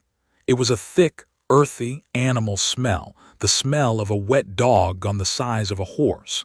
He stood up very slowly. He let the stone he had been holding in the air come down and rest on the moss. 3 enormous shapes had come out of the trees on the far side of the meadow. They were wolves. They were wolves of a size no real wolf had ever been. The largest of them was the size of a full-grown stallion. The lead one was a deep, rich black. The 2 that flanked him were a sandy brown and a russet so dark it was almost wine. They had stopped at the edge of the trees. They were watching him. He did not run. He had been told by Jasper what to do if a thing he did not understand appeared in front of him. He breathed in for 4. He breathed out for 6. He stood still. He looked at the lead wolf and met its eyes without challenge. Behind him, very fast and very quiet, Edward arrived. He came to a halt 3 paces in front of Harry, between him and the wolves, and the look on his face was a look Harry had seen on Edward perhaps 4 times in 2 years. The look that meant, I am about to do something I would rather not. The black wolf made a sound that was not a growl but was an announcement, deep in its enormous chest. Edward inclined his head. I know what you are, he said to the wolf in his gentle baritone. I know what you have come for. I would like to ask you before anything else to listen to me for a moment. The boy is not what you think. There is no captive here. There has been no theft. He has been brought up among us in love, and there is no one in the world who is more loved by my family than he is. I will explain. I would prefer to explain without any of us being hurt. The black wolf considered him. It made another sound, slightly shorter. Then, without any sound of warning, it changed. Harry, who had been told a number of impossible things in his short life, and had got better at receiving them than most children, watched the enormous black wolf shimmer and shrink and resolve, in the time it took him to draw one breath, into a tall man with skin the color of oak and shoulders that were bare in the cold afternoon. The man wore only a pair of cut-off shorts. He stood at the edge of the meadow with the 2 enormous wolves behind him, and his face was neither angry nor friendly but was, more than anything, attentive. Cullen, the man said. Sam Ooley, Edward said in the same even voice. It has been a long time. It has, Sam said. We thought you would have come to us. We considered it. We decided that if the boy was going to remain a private matter, the fewer people who knew, the better. If we were wrong about that decision, I apologize for it. We did not intend to insult the pack. Sam's eyes moved past Edward to Harry. Boy, he said, come forward. Edward did not move from his position between them. He spoke without turning his head. Sam, I will permit it only if you give me your word that he will not be harmed. He will not be harmed by anyone here. He has never been in any danger from us. We came because we did not understand what we were smelling. We understand it now. I would still like to look at him. Harry, Edward said softly. Will you come? Harry came. He came around Edward's side. He stopped a pace back from Edward. He looked up at the very tall, very broad man with the bare shoulders, and the man looked down at him with an attention so complete it should have been frightening and was not. How old are you, boy? Sam said. 8. And how long have you lived with these people? 2 years. And do they treat you well? Harry did not have to think. Yes. And do you wish to go on living with them? "They are my family," Harry said. He said it in the small, careful voice he used for important things.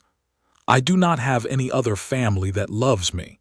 I would not want any other family. They are mine and I am theirs." Sam considered him for a long moment. He looked at Harry's eyes, which had Lily's color in them. He looked at the small healed scars along his arm, which were not from anything in the Cullen house and were obviously older than 2 years. He looked at the way the boy stood, which was the way a boy stands who has been taught how to stand by people who loved him. He looked at the small wand-less levitation Harry had clearly been practicing. One of the river stones, in the moss at the edge of the meadow, was still hovering an inch off the ground because Harry had forgotten to set it down all the way. "You are something else also," Sam said, "beside being theirs." "I am a wizard," Harry said. "Ah," Sam said, "you knew about wizards. There are old stories. There is more in our world than the gathered wisdom of the wolves remembers. I had not, however, expected to meet one of you in our forest." "I am sorry," Harry said. It was the right thing to say. Sam's face did something it had not done since he had become a man in the meadow. The corner of his mouth lifted very slightly. "You are not what I came expecting," he said. "Neither am I, sir." The 2 wolves behind Sam, who had not moved, made small sounds in their throats. Sam glanced back at them. He looked at Edward. "Cullen," he said, "there is an addendum to the treaty that I think we will need to write. It is a small one. It is that the boy is, for our purposes, not a person to be hunted, not a person to be approached, and not a person to be discussed outside the inner circle of the pack. He is to be left to grow. If in growing he does anything that crosses our line, we will speak with you about it before we speak about it with anyone else. Will the coven agree to those terms?" "The coven will agree." "Then we have nothing further to discuss today." Sam looked again at Harry. "I am pleased to have met you, Harry. And I you, Mr. Ooley." The corner of Sam's mouth lifted again. He inclined his head very slightly. He turned, and where the man had been, the great black wolf stood again, with a soundless, fluid change that Harry's eyes barely caught. The 3 wolves vanished into the trees the way water vanishes into ground. Edward did not move for a long count. When he turned, his eyes had gone, very slightly more gold. "Harry," he said, "yes, I am proud of you. Thank you. Let us go inside. I think Carlisle will want to know." They walked back to the house together, Edward's hand on Harry's shoulder, the river muttering to itself on their right. 3,000 miles away, in a cluttered office in an English town no one in the meadow had heard of, a long-lens photograph of a small black-haired boy standing in the doorway of a Port Angel's bookshop was being slid, in a stiff white envelope, across the desk of a man who had not yet decided whether to send it on, or to whom. The man tapped the envelope against his palm twice, and then he set it down in his out tray, and he turned, and he reached for his telephone. Chapter 5 and Chapter 6.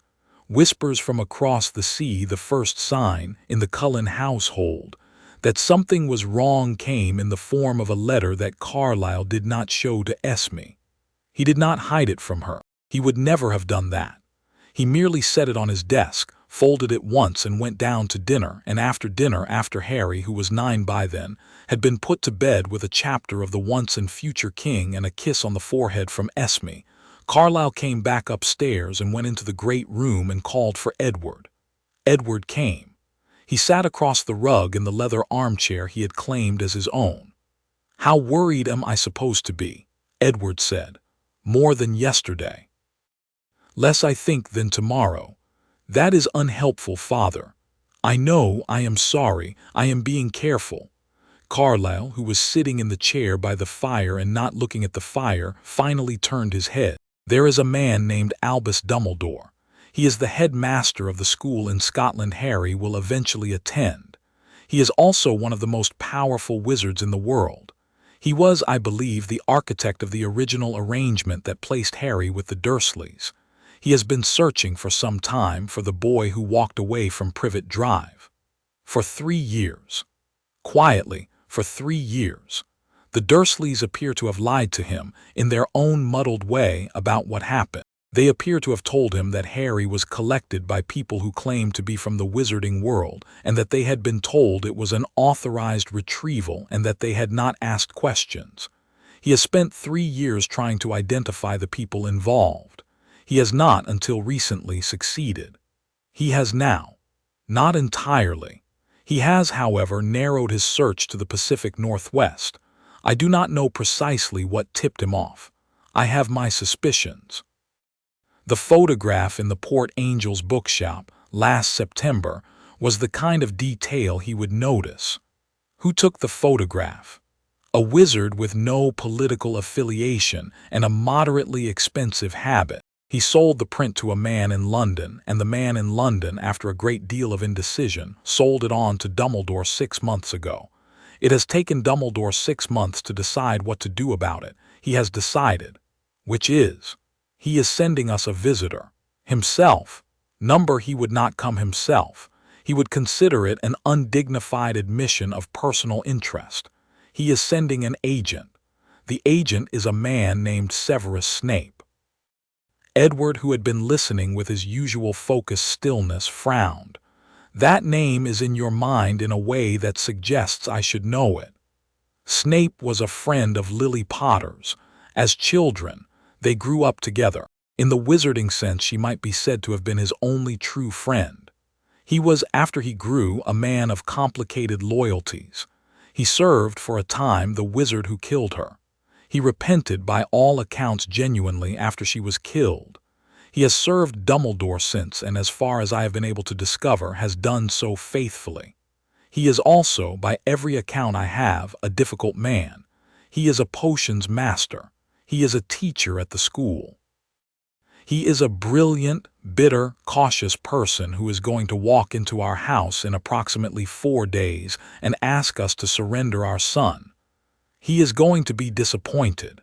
He is going to be disappointed. The question is what he does about the disappointment. And the larger question is what Dumbledore does when Snape returns and reports that the boy is well, is loved, is being taught, and is in the company of 7 people who are not going to give him up under any conceivable circumstance. Edward thought about that for a moment. You are not afraid of Dumbledore. I am cautious about him. He is a man who has been used to getting his way for 90 years. People who are used to that are sometimes more inventive than people who are not. But I am not, no, afraid of him. I do not believe he is a wicked man. I do not also entirely trust his judgment. He has, in his very long life, made a habit of deciding what other people are for. I am not going to allow him to decide what Harry is for. And the man with the snake's eyes. That is the larger problem. The man with the snake's eyes is not gone. Snape has known this for years. Dumbledore has known it for years. They have been preparing the boy in the absence of the boy for a war they expect him to fight. We are about to tell them that the boy will be doing his own preparing, in his own time, in his own house, with us. And if they refuse to accept that, then we have several years and a great many friends and a remarkable amount of money with which to defend the position. We are not without resources, Edward. The wizarding world is not the only world that has chess players in it. Edward laughed very softly. I had forgotten you had been a chess player. I have been a chess player for 300 years, Carlisle said. I have rarely had an opponent worth taking the board out for. I am rather looking forward to this one. He turned finally back to the fire. The fire caught very faintly in the gold of his eyes.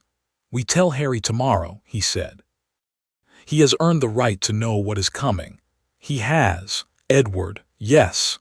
When Snape arrives, read him. I will. Read him deeply. Do not be polite about it. I want to know everything about him. I want to know what he has been doing for 10 years. I want to know what Dumbledore has told him. I want to know, particularly, what Dumbledore has not told him. I want to know whether he is to be trusted, and to what extent and on what subjects. And I want to know about Lily. Why? Because if there is anything in him that is real about her, Then we may have an ally in him that he does not yet know himself to be. And we are going to need allies in the years that are coming, Edward, and they are going to come in shapes we did not expect. Edward inclined his head. All right, he said. He stood. He went to the door. He paused there. Carlisle, he said. Yes. You are very calm about this. I am very calm because I have, at long last, something worth being calm about. For 300 years I have been preparing to be the kind of man who could meet the world on its own terms without flinching. I have not had occasion to use the preparation. I have it now. I am grateful. He smiled, the small private smile he gave only to his oldest son. Also I have you, and Alice, and Esme, and the meadow and the river and a small wand-less wizard upstairs who is going to be, by every measure I can foresee, the most extraordinary thing this house has ever produced. I am calm because I am happy. Go to bed, Edward. Vampires do not go to bed, father. Then go and play the piano. Quietly. Edward went. The next morning Carlisle and Esme told Harry. They told him at the breakfast table, with Alice on his right and Edward on his left and Emmett leaning against the counter, and Rosalie sitting on the kitchen island with one foot tucked under her in a way that suggested she had a position prepared on the question. Jasper stood at the window in the morning's pale light and watched the river. Harry listened. He listened the way he had learned in 3 years to listen, with his hands folded around his mug and his eyes on Carlisle's face and his back straight against the chair. When Carlisle had finished, Harry was silent for a moment. Then he set the mug down. All right, he said. What do we do? Esme on his left made a sound that was a small startled laugh and reached out and pushed his hair off his forehead. What do we do? She repeated softly. Listen to him. He is right to ask, Carlisle said. He is right to ask, and the answer is that we have a guest, Harry. We have a guest who is going to come in 4 days. He is going to want to take you home with him. We are going to tell him very politely that he cannot. We are going to feed him, and we are going to listen to him, and we are going to send him on his way again, and you are going to meet him, and you are going to be your own self with him, and you are going to remember the entire time that you have a family who is not going to let go of you. Is he a bad man? Harry asked. He is a complicated one, Carlisle said. He was a friend of your mother's when they were children. Harry's eyes lifted sharp. Of my mother's? Yes, possibly her closest friend. There was a falling out when they were teenagers. They never repaired it. She died not having forgiven him. He has carried that for a very long time. It has not made him a kind man. It has made him, in my reading of him, a careful one. He may surprise you, he may not, we will see. Harry was silent for a long moment. All right, he said, I will meet him. Good, Carlisle said. Snape arrived 4 days later on a Thursday at 3:30 in the afternoon. He did not come up the long drive. He arrived with a faint snap that could be heard from the front porch on the gravel circle in front of the house. He walked the last few steps with his black cloak trailing in the damp of the September wood, and he stopped on the bottom step of the porch and looked up at the front door. Carlisle was in the doorway. So was Esme. So behind them was every other Cullen except Harry, who was waiting in the great room with Alice on the white sofa. Dr. Cullen, Snape said. His voice was a soft, clipped baritone with the hard, careful consonants of a man who had taught himself to speak that way to keep a different accent from showing through. Your hospitality is appreciated. You are welcome, Professor Snape, Carlisle said. Please come in. Snape came in. He came in the way a man enters a fortress he has decided to consider as a guest house, with a long, expressionless look at every wall and every doorway. He registered the 7 vampires he was passing without acknowledging them. He registered the white sofa in the great room. He registered the boy on it. He stopped. He had, in 11 years of looking, prepared himself for what he was going to feel when he finally found Lily Evans's son. He had not, he discovered, prepared himself enough. Harry was standing. He had stood when Snape entered the room, the way Esme had taught him to stand when an adult of any importance came in.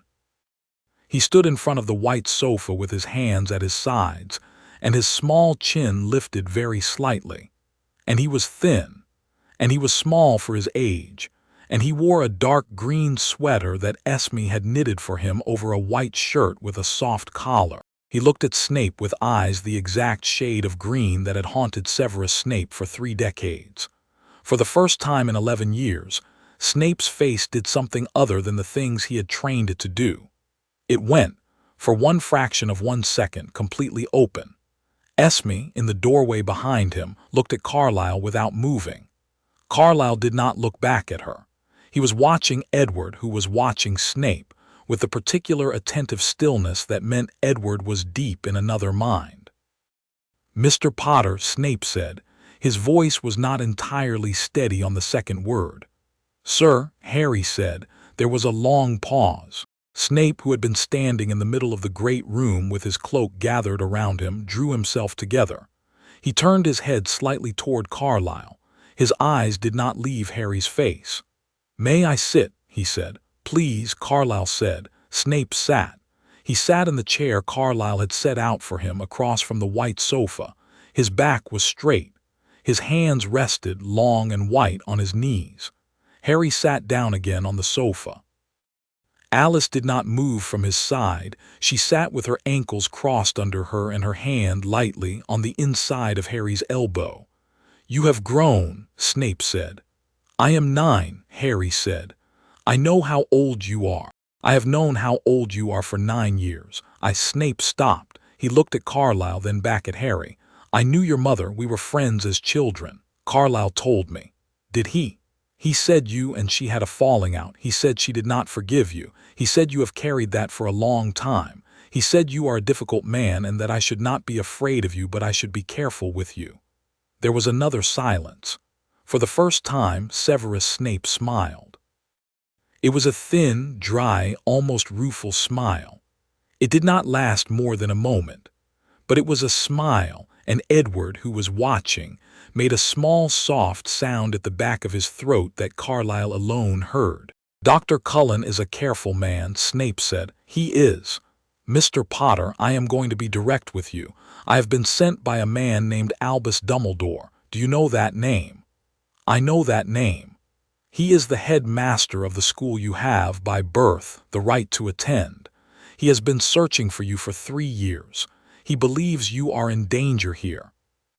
He believes you ought to be returned to the home of your aunt and uncle until you reach the age to attend the school, at which point he will personally see to your safety." Harry was silent. He looked at Snape, the way Snape was looking at him. He did not look at Carlisle. He did not look at Esme. He did not look at any of the others, although he could feel them in the corners and the doorways, holding very still. "I am not going back to the Dursleys," he said, in the small, careful voice he reserved for important things. "Not today, not ever. I am sorry if Mr. Dumbledore is disappointed. You understand that he is more powerful than you. I understand that I do not have to face him alone." Snape held the boy's eyes for a long moment. "No," he said. "I see that you do not." He did not, after that, argue. He sat with the family for another hour. Esme brought him tea. He took it. He did not drink it. He asked Harry questions, careful, formal questions about the books he was reading, about the magic he had begun to do, about whether anyone in the household had taught him to defend himself. Harry answered them with the same care. Carlisle interjected sometimes. Edward did not speak at all. He sat in the leather chair and watched Snape, and what he was reading from the inside of Snape's mind in those slow, patient hours was the most useful single piece of intelligence the family would acquire that decade. Lily Evans had been the only person Severus Snape had ever loved. He had loved her at the age of 9, when she had come to a swing set in a Manchester park and not been afraid of him. He had loved her at 11, when they had ridden the train together to a school she had not believed in, and he had told her was real. He had loved her at 15, when he had said the word that had cost him her friendship, and at 17, when he had taken the mark that he believed would make him important enough to be forgiven, and at 20, when he had carried a prophecy to a man who had used it to find and destroy her, and at 21, when he had knelt in the wreckage of a house in Godric's Hollow and held her cooling hand and known, in one black flash, that he had killed the only person he had ever loved. He had loved her ever since. He had agreed on the night of his repentance to keep her son safe. He had agreed to keep her son safe in a particular shape that Albus Dumbledore had, over the years, set out for him. He had agreed to a plan in which the son was to be hidden, and hardened and prepared, and when the time came, used. He had not, in 11 years, allowed himself to consider whether the plan was the kind of thing Lily would have approved of. He was considering it now. Edward in the leather chair watched the consideration happen. He watched without speaking. He did not need to read the conclusion from Snape's mind, he could see it on Snape's face. When the hour was up, Snape rose. "I will return to England," he said. "I will report what I have seen." "Will you," Carlisle said, "tell us what you intend to report?" "I intend to report that the boy is alive. I intend to report that he is, by every measure I can detect, well. I intend to report that he is in the care of 7 persons of formidable resources who are not going to give him up. I intend to report also that I have personally examined him for any sign of mistreatment, magical or otherwise, and have found none. I intend to report that I see no current cause to interfere with the arrangement." "Thank you," Carlisle said. "I am not doing it for you," Snape said. "I know, thank you anyway." Snape inclined his head. He turned at the doorway of the great room and he looked for one long final moment at Harry on the white sofa. "Mr. Potter," he said, "I will see you again. You will in time attend the school. I will be one of your teachers. I will not in public be kind to you. Do not be alarmed by this. It will be necessary. There are people in our world who watch closely. They must not be allowed to know that I am in any way on your side." Harry studied him. "Are you on my side?" he asked. Snape was silent for a long moment. "I will," he said, "do my best to be." It was as close to a yes as a man like Severus Snape would ever come.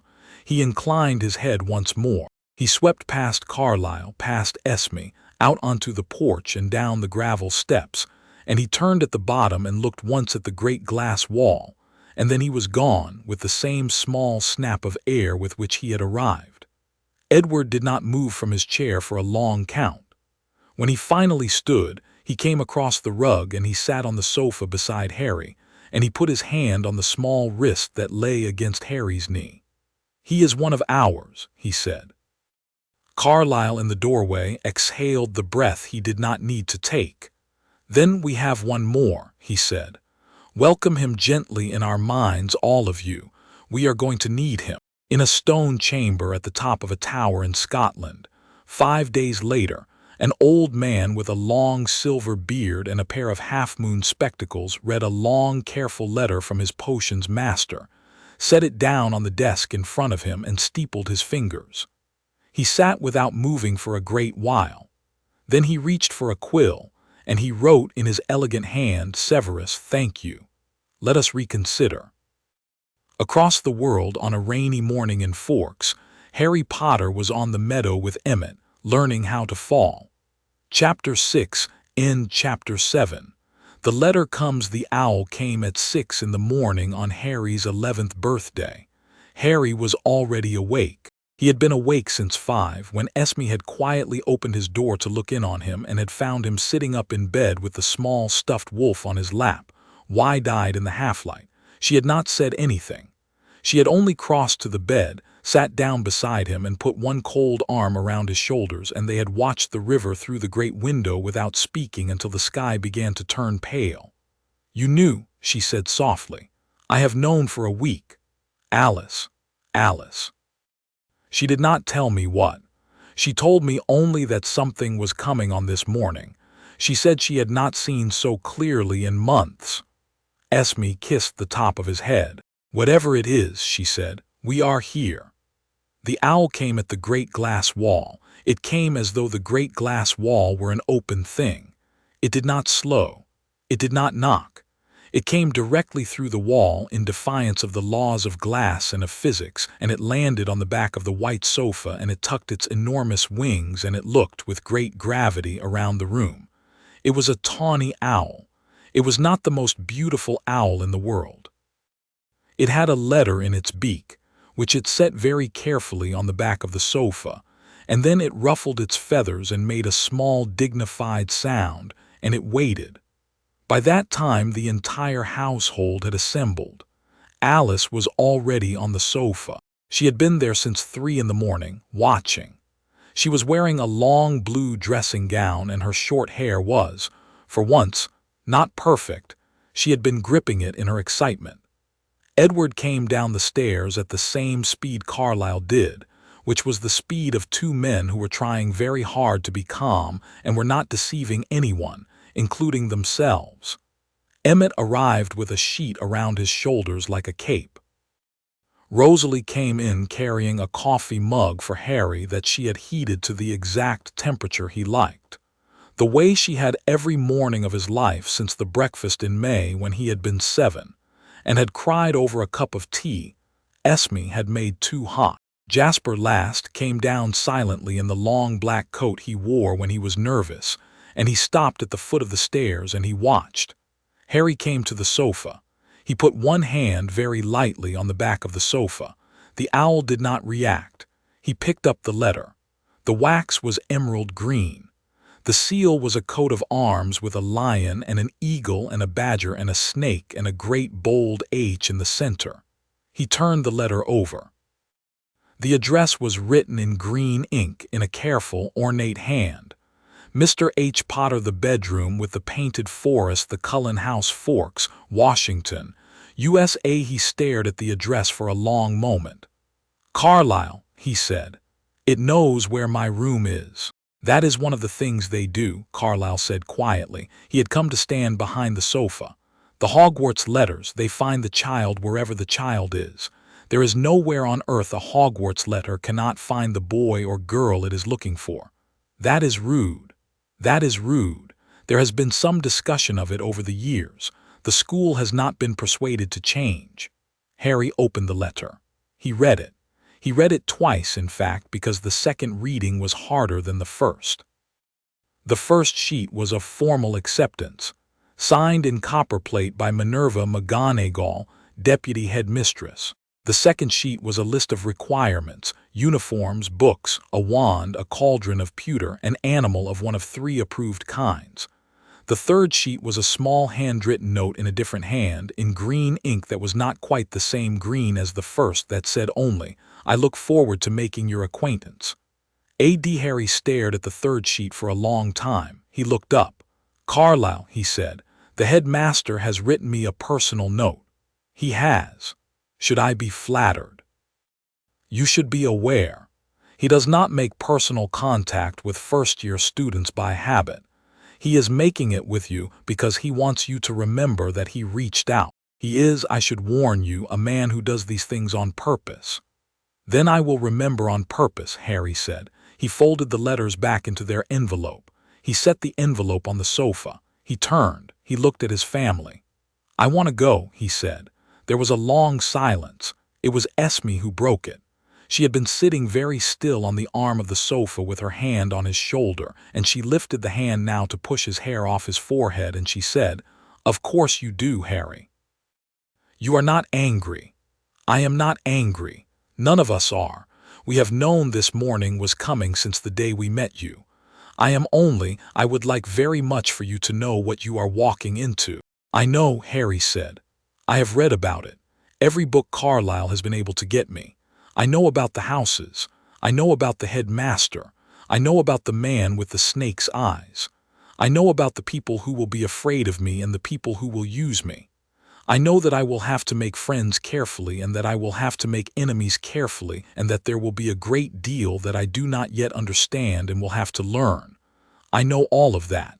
I am not unprepared." "You are unprepared in the only way it is impossible to prepare for, Harry," Carlisle said gently.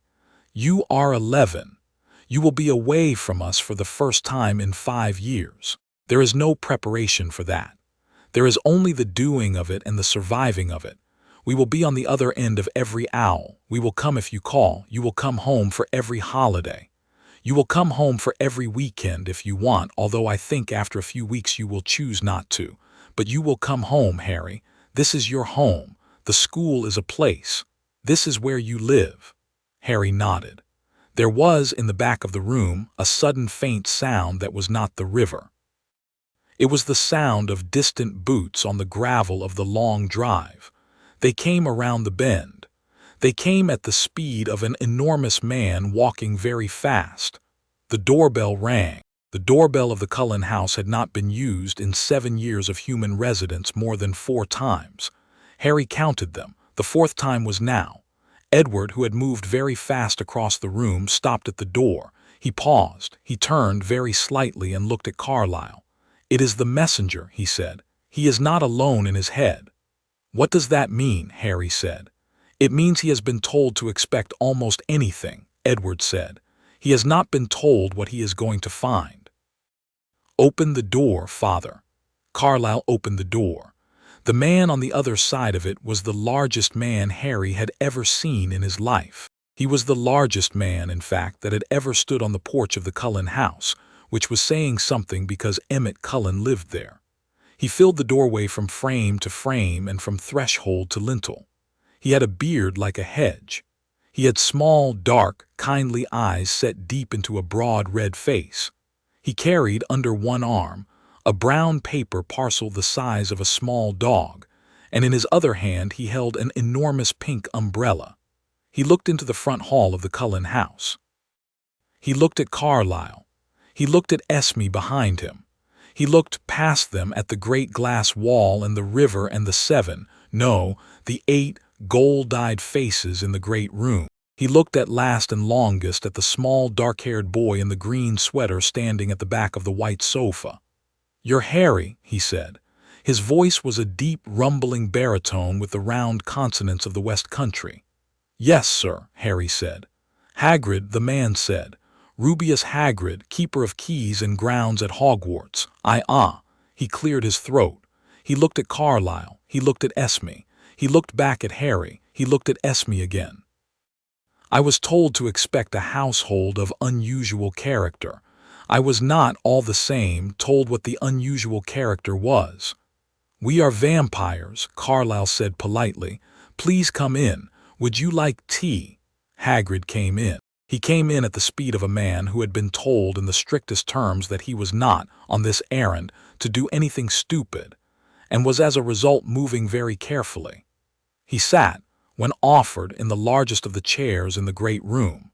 The chair groaned. He did not seem to notice. He held the brown paper parcel on his enormous knees with both hands, and he looked at Harry with an open, astonished tenderness that did more to set Harry at ease than any speech could have done.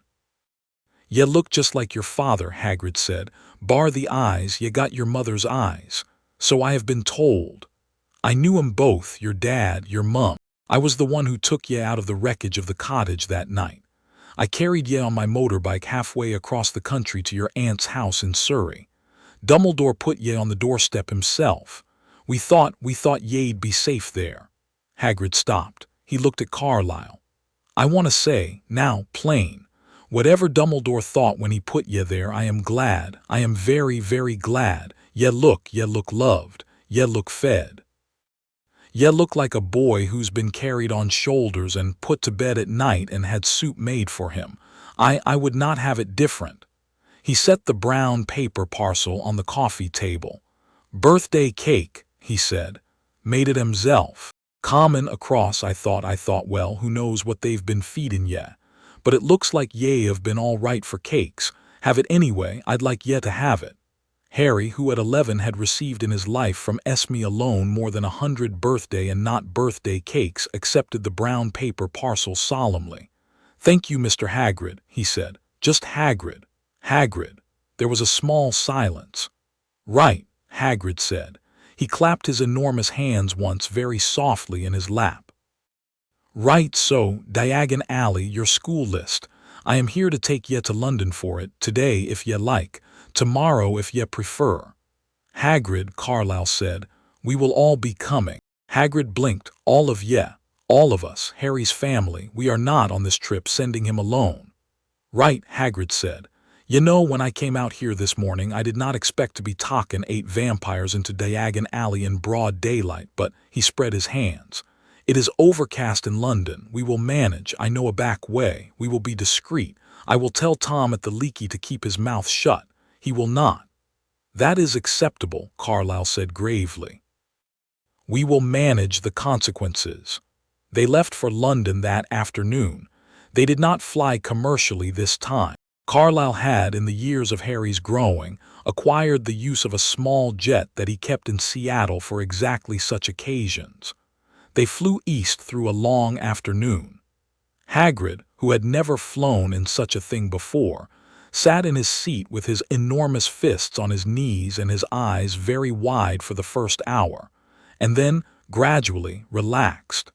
He told Harry stories. He told Harry about the day Harry had been born, which he had heard about because James Potter had flued him from St. Mungo's, and about the night Harry's parents had married, at which Hagrid had been a guest, and about Lily's laugh, which had been, Hagrid said, like water running over stones, and about James, who had been, Hagrid said, the kind of boy who would walk into a room and make 10 people feel taller.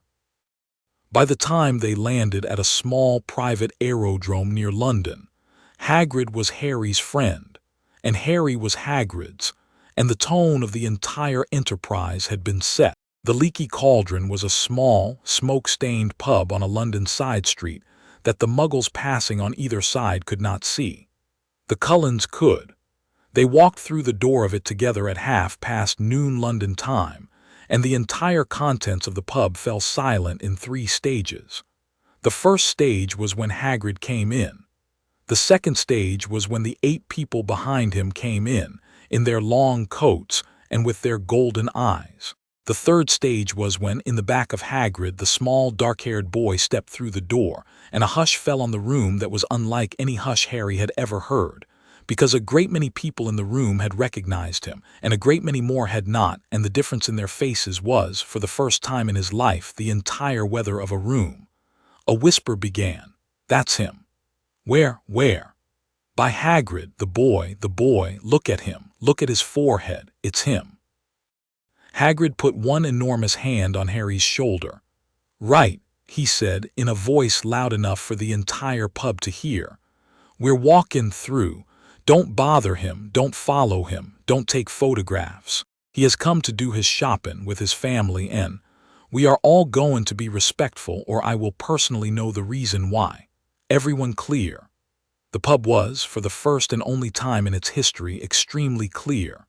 They went through to the back, and Hagrid tapped the bricks of the back wall in the order he had tapped them for 30 years, and the wall folded back on itself like a slow accordion, and Diagon Alley opened in front of them. Harry had read about it. Reading about it was not the same. The street was crooked and cobbled.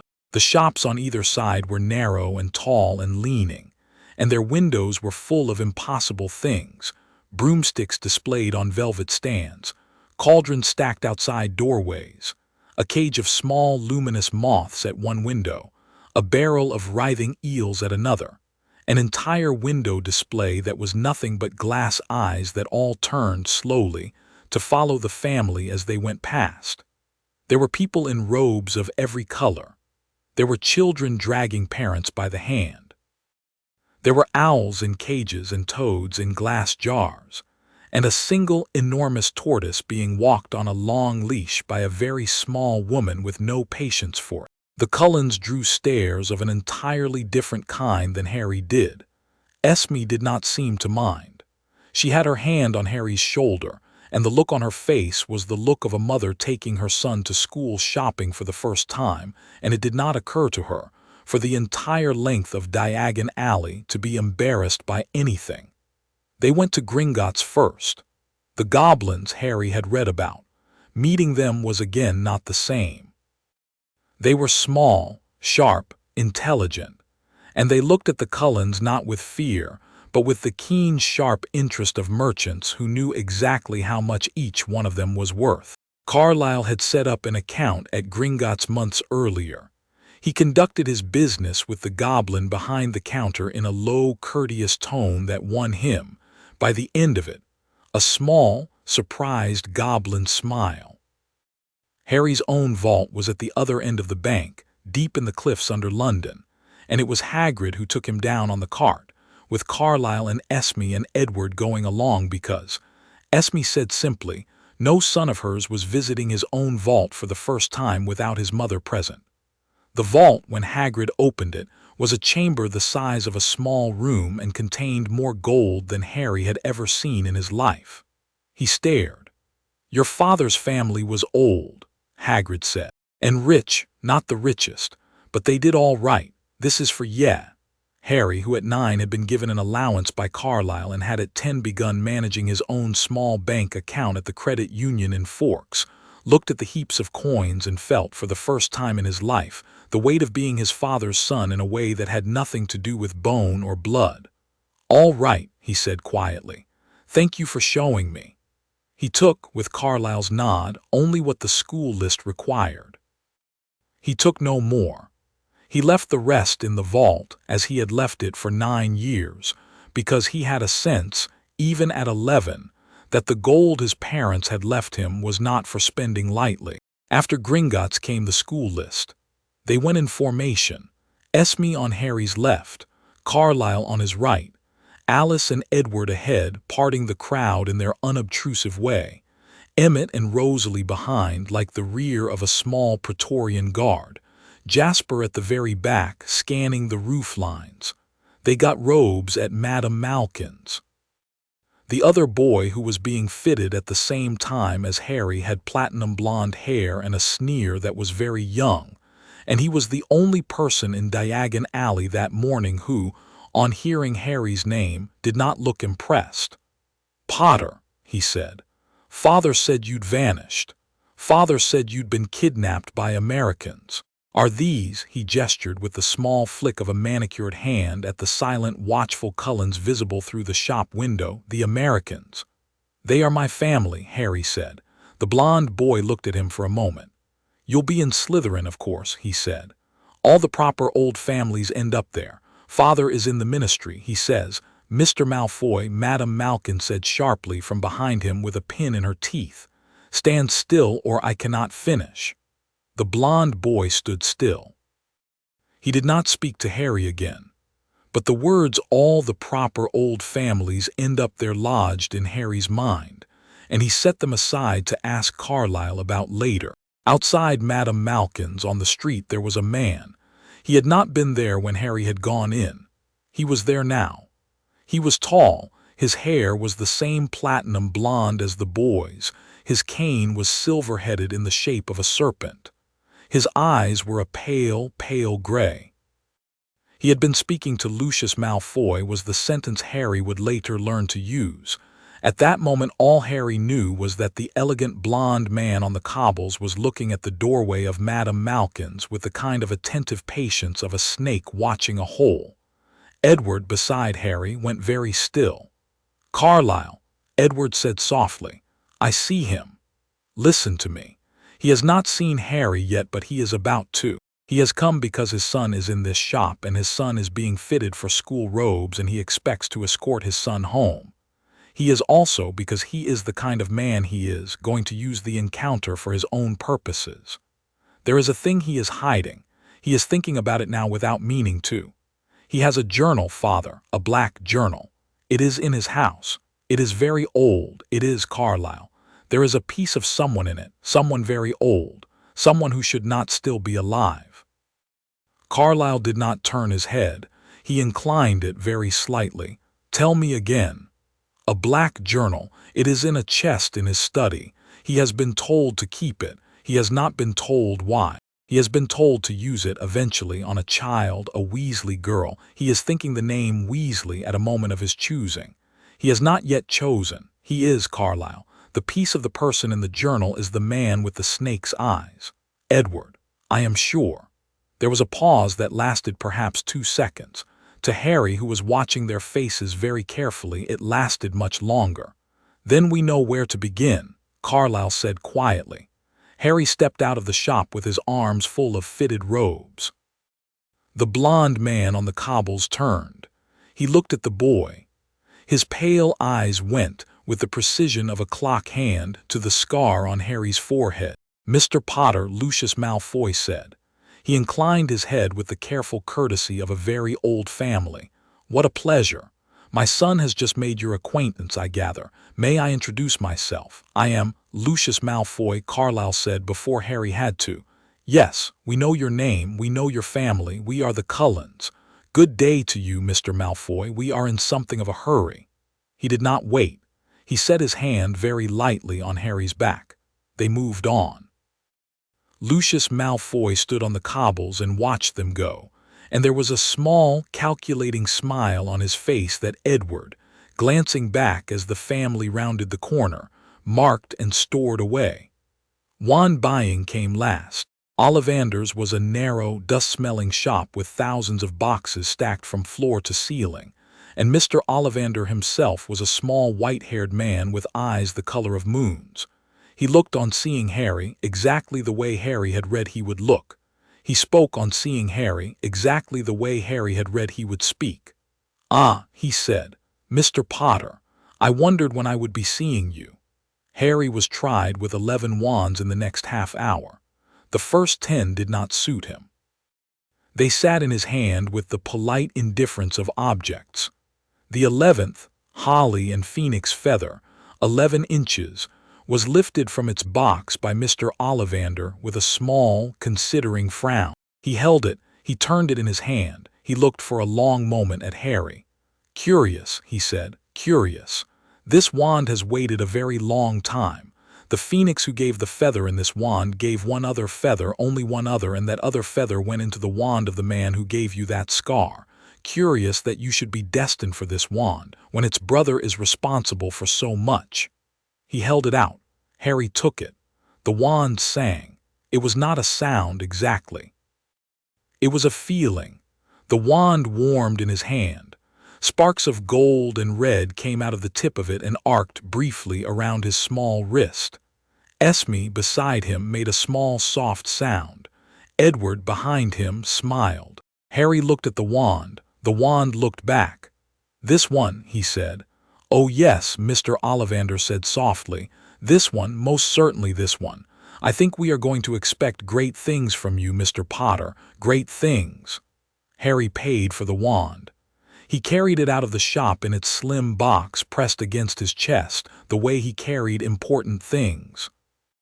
He walked back up Diagon Alley between Esme and Carlisle, and behind them Hagrid carried the rest of the parcels, and ahead of them Edward carried a question he had not yet asked. When they were out on the cobbles in the open part of the alley, Carlisle paused. "Hagrid," he said, "there is one more shop." "Oh, the magical menagerie.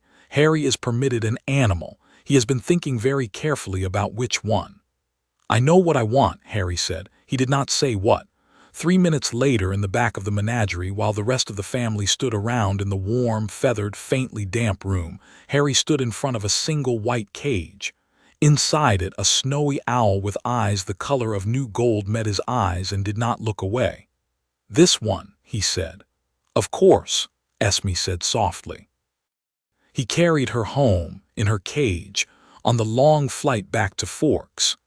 He named her Hedwig from a book Carlisle had given him about the early founders of the Wizengamot. She did not, on the journey home, take her eyes off him. She did not take them off him for the rest of her long life. He went to bed that night in the bedroom with the painted forest, with his new wand in its box on his bedside table, and his new owl on a perch by the window, and a small heap of black school robes folded neatly on the chair, and the certainty in his chest that, in 1 month and 4 days, he would be on a train. He fell asleep without trouble. In a study at the very top of the Cullen house, Carlisle Cullen, Edward Cullen, Alice Cullen, and Esme Cullen sat in a circle, and they began in low voices to plan. Chapter 7 in Chapter 8. Hogwarts beckons. The morning of September the 1st dawned bright and cold in Forks. Harry was up before sunrise, although by then he was always up before sunrise. He stood at the great window of his bedroom and watched the river come slowly into focus through the thinning dark, with Hedwig on his shoulder and a small unmoored feeling in his stomach that he did not, for once, know quite what to call. Esme came up at 6. She did not knock. She did not need to. She came across the polished floor in her bare feet, with 2 mugs in her hands, one of them a steaming green tea and honey mixture that had been Harry's morning drink since he was 8, the other a small porcelain cup of what was, for a Cullen, breakfast. She set the porcelain cup on the dresser untouched, where it would stay until she carried it back down again. She set Harry's mug into his hands. She stood beside him at the window. "You did not sleep much," she said. "Number, did you sleep at all?" "Some. I dreamed about the train." Was it a good dream? Harry thought about it. It was a careful one. She laughed very softly. "Harry, the train is not the danger. The train is only the train." "I know." She set her hand on the back of his head. "Listen to me. You are 11. You are about to do something that no boy of your age in the history of this house has ever done, which is to leave it. Every single thing you are feeling about that is allowed. The wanting to go, the not wanting to go, the wanting to be brave, the being afraid that you will not be, the looking forward to what you do not yet know, the being a little bit angry at us for letting you, all of it. Do not stop yourself from feeling any of it. We will be here when you come home. We will be on the other end of every owl. We will not ever in the rest of your life be more than a thought away." Harry leaned his head against her hip. "I am not angry," he said. "I know. I am a little bit afraid. I know. I do not want to be a baby about it. You are not a baby. You are very brave. You have always been very brave. You are also 11, and being 11 is hard, and being a wizard who has been raised by vampires is harder, and being the boy whose name everyone in his entire new school will know before he has even sat down to dinner is the hardest of all. You are allowed to be afraid. I would be alarmed if you were not." He drank his tea. He went down to breakfast. The whole family was in the kitchen. Esme had cooked enough for 10 people. Harry sat at the counter, on the stool that had been his stool for 5 years, and he ate the eggs and the toast and the small slice of birthday cake Hagrid had brought a month earlier, and that Esme had been parceling out one careful slice at a time, on the theory that it was a thing of meaning that ought to be made to last. Emmett sat across from him with his enormous elbows on the counter and his chin on his fists, watching him eat, the way Emmett had been watching Harry eat for 5 years and had not yet got tired of it. "You are going to write," Emmett said. "I am going to write. Every week. Every week. And on weekends you will flew home. On every weekend that does not have a Quidditch match. Weekends with Quidditch I will stay at school. I will write you about the matches. You are going to be on the team," Emmett said. He said it as a fact. "I am 11. First years do not play." "You are going to be on the team," Emmett said again. "I will not say anything more on the subject. I will only say it once a week in my letters until it has happened." Rosalie, standing behind him with her arms folded the way she folded them, said, "You will eat. At every meal. And if you do not, you will write to me, and I will know because I always know, and I will fly there myself and feed you toast in front of the entire dining hall. I will eat, Rose. You will sleep. You will not stay up reading at 1 in the morning unless it is a Friday. You will wear your scarf. You will not let anybody push you down a staircase. You will tell us if anyone is unkind to you, and if anyone is unkind to you, you will not handle it alone. I will tell you, Rose." "Good," Rosalie said. She came around the island. She bent down. She kissed the top of his head with the same brisk, uncompromising affection with which she had, for 5 years, been kissing him good morning and good night. Alice was the last to give her advice. She came and stood at his elbow at the counter, and she was very still, and her eyes were the eyes she had, occasionally, in the moments she allowed herself to look very far ahead. "Harry," she said, "yes. There is going to be a moment in your first year when something old and dark wakes up. I have not yet been able to see it clearly. I have been looking at it for 2 months. Every time I look at it, the future shifts, because a future I cannot see is a future I cannot tell you how to walk through. I want you to know that the moment is coming. I want you to know that when it comes, you will know it in the way a sound that is too low to hear is still a sound. I want you to trust the feeling. I want you to write to me the moment you feel it. Do you understand? I understand." "Do not be a hero," Alice said. "Not in the first year, not yet. We are coming for you when the moment comes, and we will be there, and you do not need to handle it alone. Do you understand? I understand. Promise." "I promise." She kissed his cheek.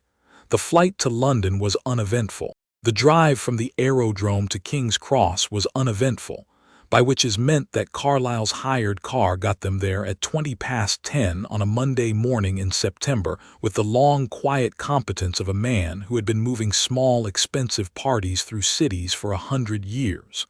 The platform was the platform. The Cullens stepped out onto it as a unit. Esme had Harry's hand. Carlisle had Hedwig in her cage. Emmett, predictably, was carrying the trunk on one shoulder as though it were a small parcel.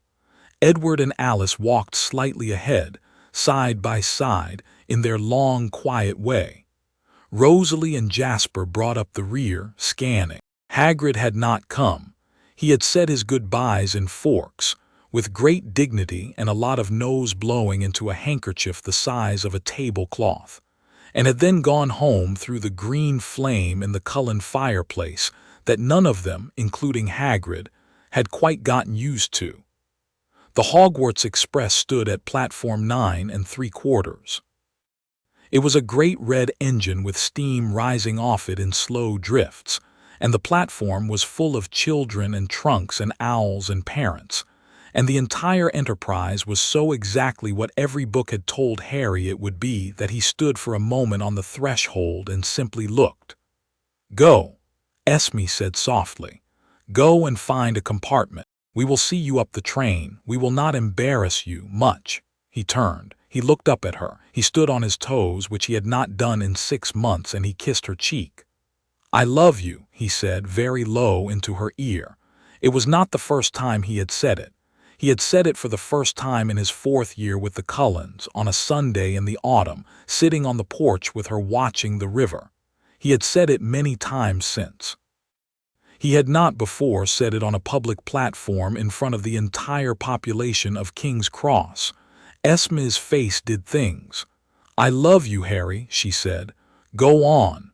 He went. He went up the train with Emmett carrying his trunk, and they found a compartment a third of the way down that was empty, and Emmett swung the trunk up onto the rack with one hand and set Hedwig on the seat with the other, and then he sat for a moment on the edge of the seat across from Harry and looked at him. "Buddy," he said, "yes, I am going to miss you. I am going to miss you too. I am going to miss you a lot. I am going to miss you a lot too."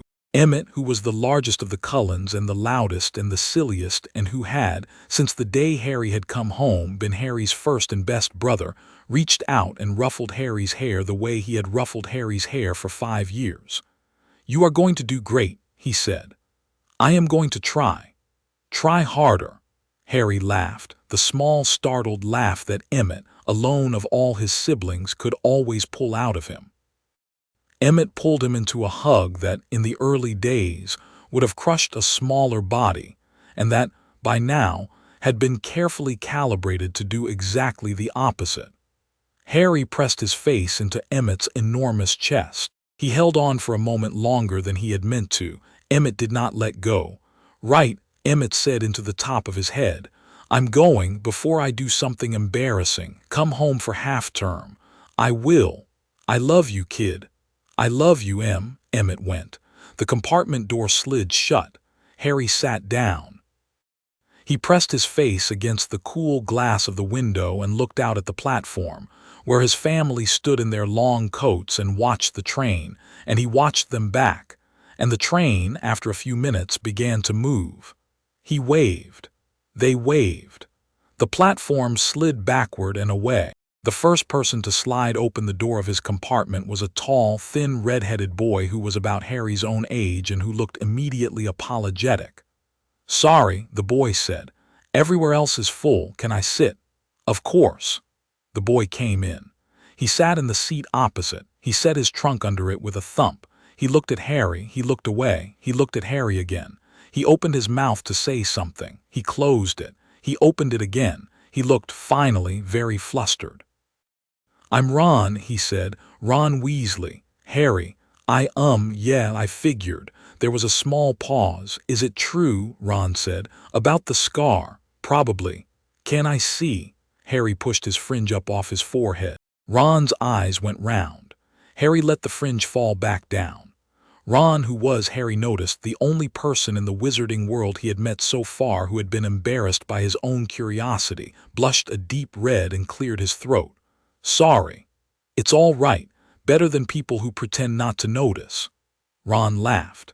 It was a startled, friendly laugh, and the easiness of it reminded Harry in a way he was not expecting of Emmett. He found himself, without quite deciding to, smiling back.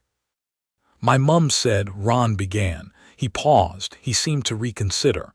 "Look, is it true that you live in America with, I'm not going to say it wrong, am I?" "It is true. And no, you will not say it wrong because the only word for what I live with is family." "Right, family. Good word." Ron took a breath. He let it out. "Okay, cool. So, are you any good at chess?" Harry laughed. "As a matter of fact," he said. By the time Hermione Granger slid open the door of the compartment 2 hours later, in search of a missing toad on behalf of a boy named Neville, Harry and Ron had played 4 games of wizard chess, and the score stood at 3-1 in Harry's favor, and Ron was sulking, but in the way of a boy who had found someone he wanted to keep playing. Hermione was small, frizzy, and bossy, and she had read every textbook on the school list cover to cover already, and she walked into the compartment as though she had been waiting all her life for someone to ask her opinion. She told them she had not, in fact, seen the toad. She told them they ought to be putting on their school robes. She told them she had been practicing simple charms, and she demonstrated one. She also paused very visibly when she registered Harry's name. "Oh," she said. "Oh." "It is all right," Harry said. "I knew all about you. I read there are books about you. Did you know there are several? You are mentioned in modern magical history and the rise and fall of the dark arts and great wizarding events of the 20th century." "I did not know that. I will look forward to reading them and disagreeing." She blinked. She laughed, the surprised laugh of a girl who had not expected to be answered with a joke. "My name is Hermione," she said. "Hermione Granger. I am pleased to meet you." "And you?" Harry said. She did not at first like Ron, who did not at first like her either. They would all 3 of them like each other very much within a year, but the foundations were laid that afternoon on the Hogwarts Express, with the Yorkshire countryside sliding past the window and the trolley witch knocking and the small frowning girl from a Muggle family already, before her sorting, asking better questions than half the adults Harry had met that summer. Hogsmeade Station, when they reached it, was dark. Hagrid was on the platform with his enormous lantern and his enormous voice, calling for the first-years to follow him. Harry went. He went down the path with the rest of the children, and he climbed into one of the small boats with Ron and Hermione and Neville, whose toad had at last been recovered, and the boats glided across the great black lake in a long, quiet procession, and the castle rose up out of the trees on the far side of the lake, the way castles in books rose up out of trees, and Harry, who had read about it for 5 years, did not lose his breath. He had not been a child for a long time who lost his breath at things. He only smiled, a small private smile, and thought that the books had not, in fact, exaggerated. The castle was every bit as beautiful as they had said. The sorting was held in the great hall. Professor McGonagall, who was tall and stern and severe and who had, when she had first met Harry in the entrance hall 10 minutes earlier, looked at him with a brief, unmistakable softness she did not show anyone else, brought the first years in. The hat sang its song. The students were sorted, one by one, in alphabetical order. Hermione, after a long pause, was sent to Gryffindor. Neville also. The Weasley boy, when his turn came, predictably to Gryffindor. Potter Harry. The whisper that ran through the great hall was the whisper Harry had now heard 3 times that day. He walked up the aisle between the long tables. He sat down on the stool. McGonagall placed the hat on his head. It dropped almost over his eyes. A small voice very close spoke inside his head. Well now, well, hello, Harry thought, hello, curious, very curious. There is more in this head than in any first year I have sorted in 1,000 years, and that is saying something. There is courage, plenty of it, not the showy kind, the quiet kind. There is a temper held carefully, trained. Whoever taught you to hold a temper taught you well. There is loyalty, deep loyalty, loyalty of an unusual kind. Loyalty to people who are not, technically, your kin. They are my family, Harry thought, whatever you call them. Yes, I see that. I see also the imprint of 7 of them on your mind. I have never in 1,000 years sorted a child who had been so thoroughly loved by so many people. It is a remarkable thing. It will protect you against a great many things. It will also expose you to others. There is intelligence here, considerable intelligence. Trained again, trained very well. There is also something else which is harder to put a name to, a piece of someone who should not be in your head. We will not speak of it now. It is small. It is sleeping. It does not yet know how to wake. Harry's small hands tightened on his knees. Easy, child, the hat said. I will not speak of it now. I tell you only because you ought to know. There are people in this castle who can help with it. When you are ready, all right. So, where to put you? There is enough courage for Gryffindor. You would do very well there. You would also be eaten alive by the public expectations on your name. There is enough loyalty for Hufflepuff, and you would be loved there, but it would not stretch you. There is enough cunning for Slytherin, and you would learn a great deal, but the politics would be a daily war you do not need. And then there is Ravenclaw. What about Ravenclaw? Ravenclaw is where the children go who like to know things. Children who have been taught to read for the love of it. Children who have, in their formation, been given the gift of curiosity. Children whose families have piled books on their shoulders in love. There is one of those families behind you, Harry Potter. It has shaped you. The shape of it is a Ravenclaw shape. You will be at home there. You will also be, I think, somewhat less of a target. People expect a Gryffindor. They will find a Ravenclaw. It will set their teeth on edge. It will buy you time. That sounds, Harry thought, like exactly what I want. Then the hat said, with something like a smile in its voice, let us make it official. Ravenclaw. The Ravenclaw table erupted. Harry slid the hat off his head. He set it carefully back on the stool. He walked with his heart beating very hard to the table on the far left of the hall where blue and bronze-robed students were standing up to make room for him, applauding. He sat down. A girl across from him who had a long blonde plait and a calm, intelligent face leaned across the table. Good evening, she said. I am Penelope Clearwater. Welcome to Ravenclaw. Thank you. The hall settled. The sorting continued. At the staff table, behind the dishes that would shortly be groaning with food, a man in silver robes with a long silver beard inclined his head, very slightly, in Harry's direction. Beside him, a man with greasy black hair and a hooked nose did not look up from his plate. Beside that man, a thin, nervous person in a purple turban touched his temple, very lightly, with 2 long fingers, and looked, for one fraction of a second, directly at Harry. Harry's scar twinged.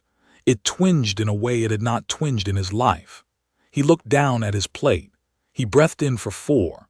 He breathed out for 6. He set his hands flat on the table. Alice, he thought, as clearly as if he were speaking aloud. Alice, I think the moment has begun. 3,000 miles away in the great room of the Cullen house in Forks, Alice Cullen sat up very straight on the white sofa, and her eyes went wide, and she said, Carlisle. Carlisle came. He came at the speed Carlisle came at when Alice spoke his name in a voice she did not often use. He sat across from her on the rug. "What?" "He is at the hall," she said. "The sorting is over. He is in Ravenclaw. He is at the long blue table. He is looking at the staff table. There is a man at the staff table who is wearing a turban." Carlisle did not need her to finish. "Edward," he said. Edward was already in the doorway. "Send word to Hagrid," Carlisle said. "Tell him we will be in Scotland by the end of the month on standby. Tell Snape by whatever channel he prefers. Tell him that the family knows. Tell him we trust him to act when the moment arrives. Tell him we will not be far." "Yes, Esme." Esme was on the staircase with her hand on the banister. "Pack," Carlisle said. Esme, who had not packed a bag in 6 years for any purpose other than a holiday, smiled the small, controlled smile she smiled in the face of fear, and she went upstairs to pack. In Scotland, in a hall full of light and laughter and a feast appearing from nowhere on great gold plates, Harry Potter lifted his head from his plate and met the eyes of a thin, nervous man in a purple turban, and he did not look away. Chapter 8 and Chapter 9. Shadows in the castle. Harry settled into Hogwarts the way a stone settles into a stream. He did not fight the current. He let the current carry him into the shape of it. He went to his classes. He learned the corridors. He found the Ravenclaw common room and the long blue carpet and the deep window seats and the great bronze knocker on the door that asked you a riddle every time you came home, which Harry, after 3 days, found delightful, and which the 7th year swore would, at exam time, drive him mad. He made a study group with Hermione, who had taken to popping over to the Ravenclaw table at breakfast in defiance of every house tradition, and who had, by the end of the 2nd week, decided that any housemate of Harry's was, by extension, also a friend of hers. He wrote home every Sunday. He received, every Tuesday, an enormous parcel of letters, sometimes with a small box of fudge inside it that Esme had baked and sent under a preservation charm Carlisle had researched in 3 different languages.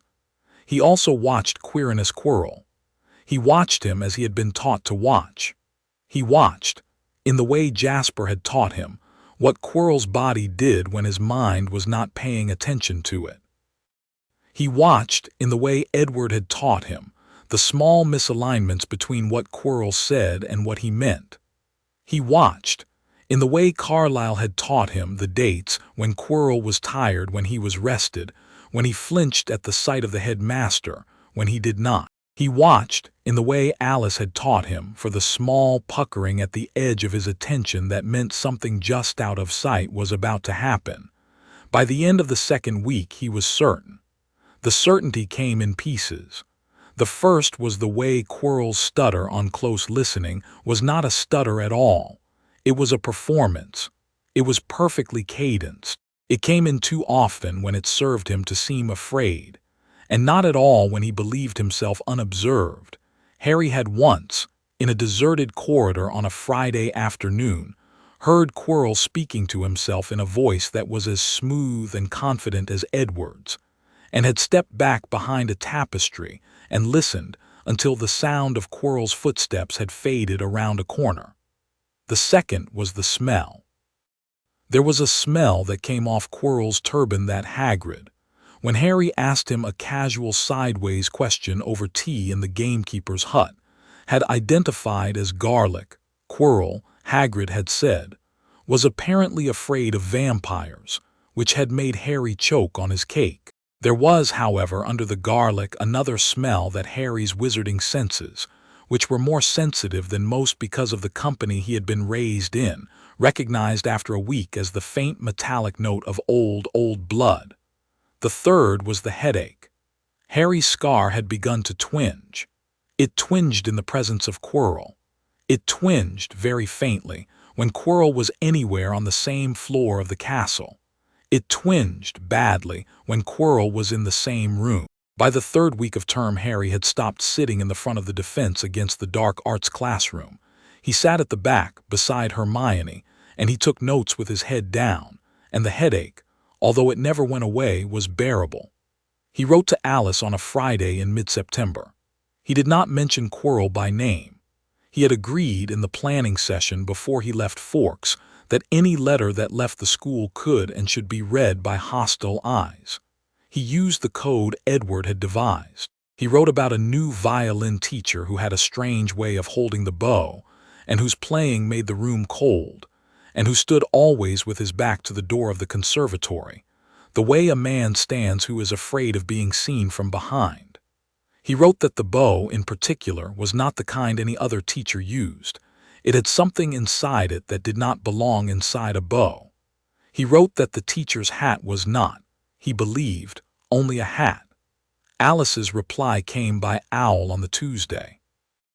It was, on the surface, a chatty letter about new shoes. It contained, in the careful patterning of its sentences, the message that the family had received the music news, that the new violin teacher was being researched intensively, that Alice was looking in his direction every morning and every evening, and that should the violin teacher attempt anything resembling a recital, Harry was to leave the conservatory at once and go directly to a teacher he trusted, and not, under any circumstance, attempt the recital alone. Harry committed the letter to memory and burned it in the Ravenclaw common room fire. He knew which teacher he trusted. Severus Snape, Potion's master and head of Slytherin House, had been in public exactly the man he had warned Harry he would be. He had, in the first Potions class of the term, called on Harry without warning and asked him 3 impossible questions about ingredients no first year would know. Harry, who had spent 2 summers reading every Potions text Carlisle could buy him, had answered all 3 with the careful precision of a child who had been raised by a physician. Snape had looked at him for a long moment in the silent classroom. He had said in his soft, cutting way, "Well, well, Mr. Potter, you have not, after all, mistaken intelligence for fame." 5 points to Ravenclaw. It had been the only public kindness he had ever shown a student of his life. In the hall, in the corridors, between classes, Snape ignored him. In the small Potions classroom in the dungeon at 6 in the morning on a Saturday, when Harry had come down at Snape's bidding to discuss an essay, Snape was a different man. He set out tea. He set out biscuits. He spoke quietly. He was, in those early morning rooms, the Snape who had sat in the Cullen great room a year and a half earlier and had recognized Lily's eyes. And the small difference between the public man and the private one was, more than anything else, the thing that had convinced Harry that Snape was, in his own complicated way, exactly what Edward had said he was. Harry told Snape about the headache. He told him on the 2nd Saturday in October, in the Potions classroom at 6 in the morning, with his hands wrapped around a mug of tea. He told him about the smell under the turban. He told him about the voice in the deserted corridor. He told him about the bow that was not a bow. Snape listened without moving for the entire telling. When Harry was done, Snape set his own mug down on the desk. "Mr. Potter," he said, "I have been afraid of this since the night Quirinus Quirrell returned from his sabbatical in Albania. I have not had proof. I have had only suspicions. The headmaster has been similarly suspicious. He has been moving very carefully. There is in this castle a thing of great power. It is being kept here by the headmaster with the cooperation of a number of teachers. It is called the Philosopher's Stone. I do not have the leisure to explain its properties at length. I will say only that the man who possesses it can extend his life indefinitely and can produce, in unlimited quantities, gold. Quirrell is here for it. He is here as the carrier, I believe, of the man we both know. The man's body did not, as the popular story has it, perish in 1981. He is diminished. He is a parasite. He requires a host. Quirrell is currently the host. Their plan, as far as I have been able to deduce it, is to obtain the stone, to use it to restore the master, to cast off Quirrell, and to begin again. The stone is in the school. The protections on it are formidable. They have not, as of this morning, succeeded in passing them. I believe they will in time. I do not know whether the time will be tomorrow or June. And what do? We do not act precipitately. The headmaster's plan is to allow them to fail at the stone, to reveal their hand in the failure, and to act decisively in the aftermath. It is a sound plan if the variables are limited to the people he is prepared to imagine. He is not prepared to imagine your family. He is not prepared to imagine that his boy who lived has been raised by a coven of vampires whose intelligence officer is a mind reader, and whose seer can pinpoint the precise moment of the attempted theft. He is, for all his many gifts, a poor plotter when he is unaware of his opponent's resources. You believe my family should act. I believe your family should act when the moment comes, exactly as you and they have been planning to act. I have been informed indirectly that they are on standby. I have agreed to coordinate, Mr. Potter. I will tell you something now that I have told no other person in this castle. If the moment comes and the headmaster is not in the castle, if there is, by accident or design, a window in which he is absent, it will be that night. Watch the headmaster's chair at the high table. The first night he is gone unexpectedly, that night you will go to your common room, you will stay there, you will send word by your owl to me at once, and you will do nothing else.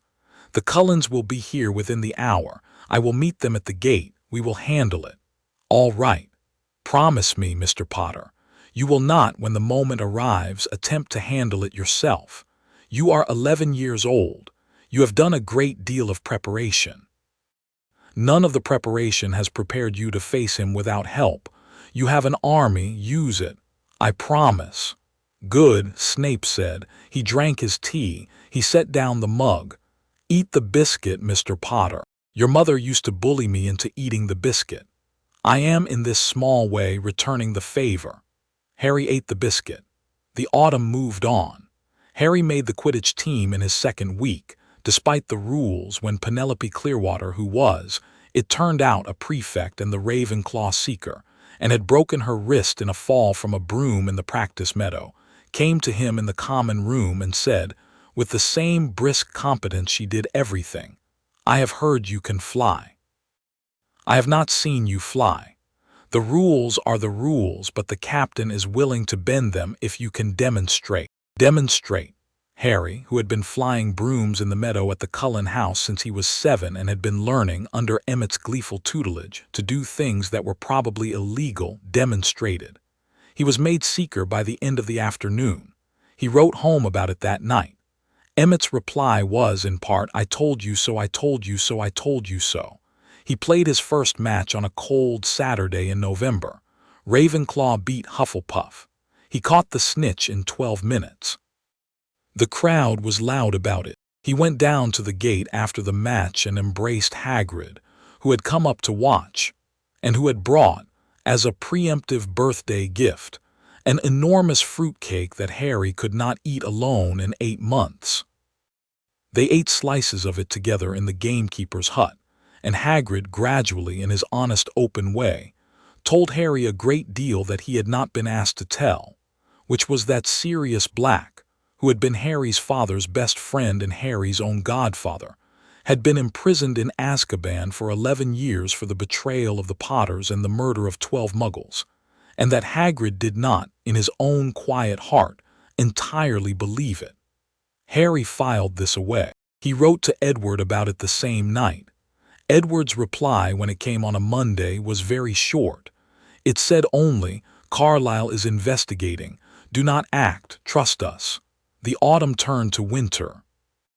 The winter turned to a bright cold January, and Harry came home for Christmas to a house in Forks that had been decorated, for the first time, with a tree and lights and a great wreath on the door, and that had been waiting for him with the kind of attention that 10 people give to one boy who has been gone 3 months. He ate Esme's cooking. He slept in the bedroom with the painted forest. He sat on the sofa in the great room with Edward and played 7 games of chess and lost 3 of them, because Edward had been practicing in his absence. He hugged Rosalie for 10 minutes on the morning of the 25th. He laughed until his stomach hurt at Emmett's jokes. He sat for an hour on the porch with Jasper and they watched the river without speaking, and when Harry went inside, Jasper put a hand very lightly on his shoulder, and Harry leaned into the cold of it and Jasper did not move away. He went back to school in January. Quirrell was thinner. He was paler. He stuttered more. He twitched. He took more than once in the corridor a hand to his head as though to steady the turban. He had, in his absence over the holidays, attempted to pass the protections on the stone, and he had failed, and the failure had cost his master a great deal. The whispers in the Slytherin common room which Snape, with the careful cunning of a head of house, observed and reported back became louder. The master was angry. The master was driving the host. The host was beginning to fail. In the 3rd week of February, the 3rd floor corridor was searched at the headmaster's order. Nothing was found. In the 2nd week of March, a book was missing from the restricted section. In the 1st week of April, Hagrid acquired by trade with a stranger in the Hog's Head a dragon's egg. In the 2nd week of April, Hermione, who had become, over the months, a friend so close that Harry had told her almost everything he had not told her about the headaches, said to him in the library, "Harry, there is something going on in this castle. I have been making a list. I would like you to look at it." Harry looked at the list. It was, with 3 or 4 exceptions, exactly the list he had been making in his own head for 6 months. "Hermione," he said softly, "I have a friend on the staff." "You mean Professor Snape?" "I mean Professor Snape. He hates you." "He does not. He is very, very good at making everyone in the castle believe that he does. Trust me, Snape is on our side. Snape has been on our side since before either of us was born." Hermione looked at him for a long moment. She trusted him. She had been trusting him in the careful way of a girl who did not trust easily. Since the morning in October when he had held her hair back over a cauldron, she had brewed wrong, and that had backfired with sulphurous steam, and he had not, in any of the months since, given her any reason to stop. "All right," she said. "Tell me what you know." He told her. He told her on the floor of an unused 4th-floor classroom on a wet April afternoon, with the door locked and a muffliato charm on it that he had taught her 2 weeks earlier. Snape had taught him the entire architecture of what he had been observing and what his family had been planning. She did not at any point say that is impossible. She said instead, "What can I do?" He told her. Her job, he said, was to keep Ron out of it. Ron, he said, would try to be a hero because Ron was Ron, and Ron was a friend. And Harry was not going to have Ron's blood on his conscience for a piece of work that Harry, by his own choice and his family's, had been preparing for his entire literate life. Hermione, who had observed Ron Weasley as closely as Harry had over the autumn, agreed that Ron's job was to be elsewhere. The first night Albus Dumbledore was unexpectedly absent from the high table came on the 2nd of June. He had, at 5:30 in the afternoon, received an urgent summons from the Ministry of Magic Cornelius Fudge requesting his presence on a matter that, the message claimed, could not wait. Dumbledore had, with a small thoughtful frown, gone. He had told Snape and McGonagall. He had not, however, broken stride at dinner because he had not yet left. He left at 7. His chair at the high table was empty by the time the 2nd course was served. Harry at the Ravenclaw table set down his fork. He looked very calmly at the empty chair. He looked at Snape. Snape looked at him. The 2 looks met across the hall, and that was all that passed between them. Harry stood up. He left the hall. He went directly to the Ravenclaw common room. He went to his dormitory. He took out parchment and quill. He wrote in a hand that did not shake a single line, "Tonight." He took the parchment to the owlery. Hedwig was waiting for him on her perch the way she always was, and she lifted her wings without being told. He tied the parchment to her leg. He kissed the white feathers between her eyes. "To Alice," he said. "Fly fast." She flew. He went back to the common room. He sat in the deep window seat that had been his favorite since November. He pulled out a book. He did not read it. He waited. Across the world, in the great room of the Cullen house, Alice Cullen, who had been sitting on the white sofa in front of the great glass wall for 3 weeks waiting for exactly this owl, stood up. "Now," she said. The Cullens did not waste time. They did not, in the end, fly. They had something faster. There was a wizard in Quebec who owed Carlisle a great many things, and who, in the back of a small leather shop in old Montreal, kept a portkey that connected to a back room of a small hotel 3 streets from the gates of Hogwarts. Carlisle had paid him, in the autumn, a sum of money that had purchased the portkey's exclusive use for 1 year. They were in his shop within 20 minutes of Alice's word. They were in the hotel within 20 seconds after that. They were at the gate of Hogwarts within 5 minutes after that. Snape was waiting for them. He had walked down from the castle the moment Hedwig had landed on the windowsill of his office. He stood at the gate in his black cloak with his hands folded behind his back, and his face was the face of a man who had been preparing for this evening for 30 years, and was, at the threshold of it, calmer than he had been in any of them. "Dr. Cullen," he said. "Mrs. Cullen. The corridor is on the 3rd floor. He is already in. He has not yet succeeded. There is a mirror at the end of the chambers." The headmaster placed the stone in the mirror in such a way that only a person who wanted the stone for its own sake and not for any use of it could draw it out. It is a clever protection. Quirrell will not be able to defeat it. He will, however, refuse to leave. He will stay until the master destroys him or until he succeeds. There is no third option, and he will not surrender. "Then we will provide a third," Carlisle said. "That was what I was hoping." "Are you coming with us, Severus?" Esme said. "I am coming with you." The 6 of them, Carlisle, Esme, Edward, Alice, Jasper, and Snape, with Emmett and Rosalie left to guard the gate against the chance that Death Eaters might come uninvited if word leaked, moved up the long sloping lawn toward the castle the way wind moves through grass, which is to say at a speed that the human eye, had any human eye been watching, would not have entirely registered. Inside the 3rd floor corridor, behind a series of trapdoors and chambers, Quirinus Quirrell stood in front of an enormous standing mirror and screamed. "I cannot," he was screaming. "Master, I have tried, I cannot. The mirror, it shows me the stone in my pocket, but it will not give it to me. It knows what I want, master, I cannot." The voice that answered him was not his own. It was a voice that came out of the back of his head. "Then let me speak to him," the voice said. "Turn, fool, show me the mirror." Quirrell turned. The turban came off. He wound it down with 2 trembling hands. There was a face on the back of his head. It was a face the color of old chalk. Its eyes were red. Its mouth was a thin slash. It looked at the mirror through Quirrell's parting fingers, and the mirror showed the face in its enchanted way, a future, the face restored to a body, the body strong, a great snake at its feet, an army at its back, the world bowing. The face screamed in fury. "The boy," it said. "The boy is here. I can feel him. I can feel his blood. Bring him to me." The mirror responds to the one who does not want the stone. The boy will not want the stone for himself. "The boy will give it to me, or I will make him give it. Bring him to me, fool, bring him." "Master, the boy is in his common room."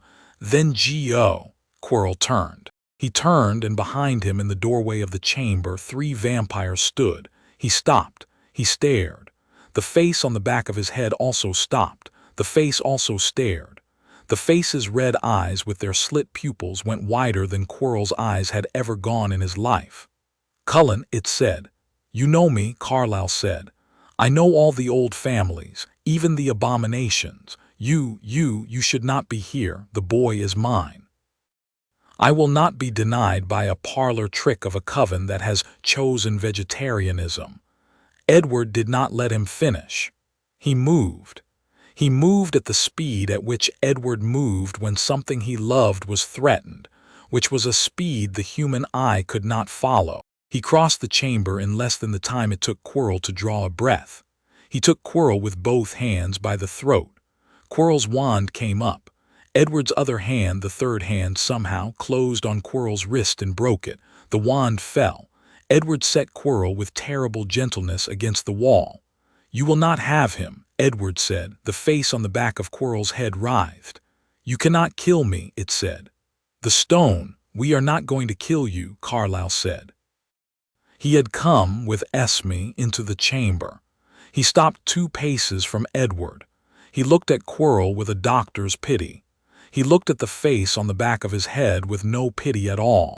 "We are not going to kill you because you are not the one we are speaking to. We are going to kill the man whose face is on the back of your head. We are going to kill him in such a way that he cannot, this time, escape. We have prepared for this. Severus." Snape came forward. He held in his white hands a small glass phial. The liquid in the phial was the color of old wine. It was the phial that had come, 8 years earlier, in the second crate from Carlisle's friend in Switzerland, and the use of which Carlisle had, only 6 months earlier, finally understood. "What is it?" the face said. It was the first time in the mouth of the master the voice had sounded afraid. "It is the cure," Carlisle said. He did not explain further. Snape uncorked the phial. He stepped close to Quirrell. He held the phial up. He poured in a single careful movement the wine-colored liquid over the face on the back of Quirrell's head. The face screamed. It screamed in a high, terrible, shredding sound that no living throat had ever made. It writhed. It wept. The skin of Quirrell's scalp where the face had been began to smoke. A wisp of black began to lift out of the back of Quirrell's head and to coil, helpless, in the air. A thin, wraith-like thing the size of a small black cloud. And Alice, who had been watching it from the doorway with the calm, bright attention of a hunter, raised her hand. She did not have a wand. She had never needed one. She had, for 50 years, been able to fix something in her sight in such a way that it could not, while she was looking, move. She fixed her sight on the wraith. The wraith hung in the air. Carlisle stepped forward. He held out his hand.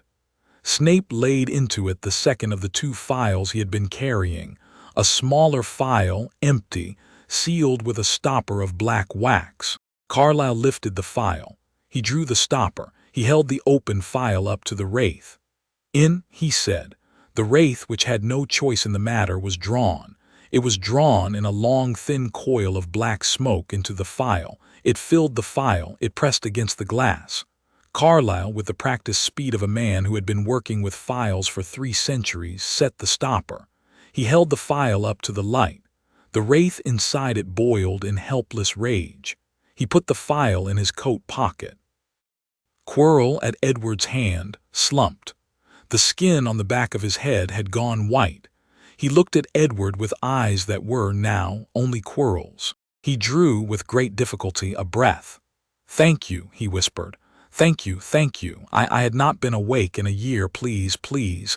"You will live," Edward said. "You will go to the Aurors. You will tell them everything you know. You will be punished only for what you yourself did, and the headmaster will see in part that the punishment is just. You will live." He set Quirrell down very gently on the floor. In the great chamber with the mirror, in the silence after the screaming had stopped, Carlisle Cullen stood with his hand on the small phial in his coat pocket, and he looked at his wife and at his eldest son and at his daughter and at Severus Snape, and a very small, very tired, very satisfied smile crossed his face. "That," he said, "is 1 Horcrux down." Outside in the night, on the lawn between the lake and the castle, Albus Dumbledore apparated through the wards, 1 hour earlier than he had been expected to be back, and saw the lights still on in the 3rd-floor corridor, and began to walk, very fast, toward them. In the chamber, Harry Potter, who had broken his promise only by a small margin and who had been listening to the entire thing from the staircase outside, pushed open the door. He walked across the chamber to Esme. She gathered him into her arms. She did not say anything. She did not have to. Harry Potter, 11 years old, the boy whose name had been famous for 10 years, the wizard who had defeated the Dark Lord on a kitchen floor in Godric's Hollow when he had been a baby, pressed his face into the cold of his mother's coat and breathed in for 4 and out for 6. He was not afraid. He was not afraid because, for the first time in any of the futures Alice had ever seen for him, he had not been alone. Chapter 9. In Chapter 10. A different kind of boy who lived Albus Dumbledore was a man who had not, in 90 years, been surprised by an event in his own school. He was, in his fashion, surprised that night. He came up the long, sloping lawn from the gates with his silver beard tucked into the front of his coat against the wind, and he turned onto the path to the great oaken doors with the small, puzzled frown of a man who had been recalled by a ministry summons that, on closer inspection, had turned out to be a hoax. He had spent the train ride back from London considering the obvious question, which was who in the ministry might have wanted him out of the castle for the evening. He had narrowed his suspects to 3. He had, while narrowing, also been considering, because Albus Dumbledore was the kind of man who could consider 3 things at once, whether the moment that he had been preparing himself and his school for all year had finally come. He had not, however, considered that other people might have been preparing for it as well. He came into the entrance hall to find Minerva McGonagall waiting on the bottom of the stairs with her tartan dressing gown pulled around her and a wand in her hand, and an expression on her face that he had not seen since the night Lily and James Potter had died. "Albus," she said, "Minerva, the 3rd-floor corridor. I am going." He went. He went very fast, in the long strided way of a man who could move with great efficiency when he chose to, and McGonagall came with him. And behind them, Pomona Sprout came down the staircase from the staff room and Phileas Flitwick came up from the dungeons, and the 4 of them arrived at the door of the 3rd-floor corridor at almost the same moment. The door was open. The corridor on the other side was lit by torches that had not been lit when Dumbledore had gone south at 5 in the afternoon. Quirinus Quirrell, on a stretcher conjured by Snape, was being levitated up the corridor by McGonagall's magic before McGonagall had quite arrived. Severus Snape, in his black cloak, stood at the threshold of the chamber at the end of the corridor, with his hands folded behind him and his face composed. He inclined his head to Dumbledore. "Headmaster," he said, "Severus, it is, I am pleased to report, finished. Finished. The stone is intact in the mirror your protections held. Quirrell did not pass them. He attempted and he failed, and the master in the back of his head attempted to take more drastic measures and was prevented. Quirrell is being taken to the hospital wing. He will, with care, recover. He will need to be questioned. He will, I believe, give the Aurors a great deal of useful information about the Death Eaters who have been waiting for their master to return." "Severus, the master." "The master is in a file," Severus Snape said, "in the inside pocket of Dr. Carlisle Cullen's coat. Dr. Carlisle Cullen is in the chamber at the end of this corridor with his wife and 3 of his children, who would, headmaster, like to have a conversation with you." Dumbledore looked at him for a long moment. "I see," he said. He went past Snape into the chamber. The chamber at the end of the corridor was lit by a soft pale light that came from the great standing mirror at the back.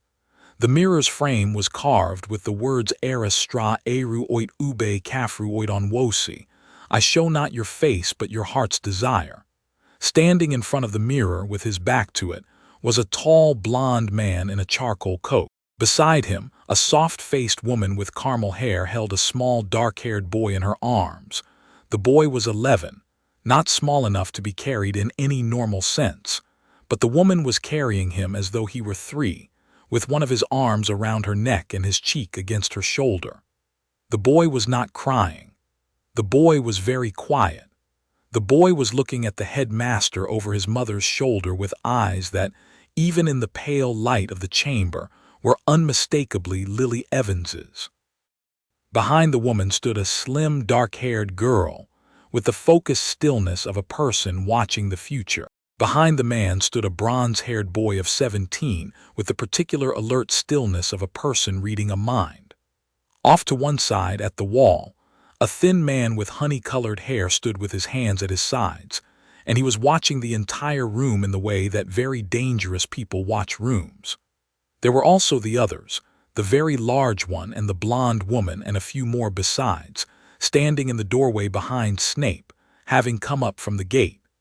The chamber was, all told, somewhat crowded. Dumbledore stopped. He took very calmly the chamber in. "Dr. Cullen," he said, "Headmaster Dumbledore, I think we may have a great deal to discuss. I think we may." There was a small pause. "May I sit?" Dumbledore said.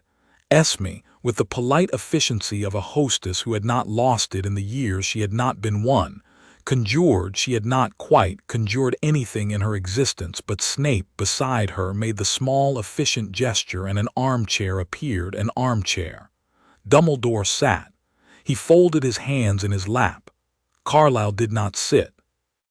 He stood in front of the mirror with his hands clasped behind him, and he looked at the old man in the armchair with the calm patience of a physician who had, in the course of his career, given many difficult diagnoses. "Headmaster," he said, "I would like to lay out before anything else what has happened tonight, what is going to happen in the next hour, and what I expect will happen in the months following.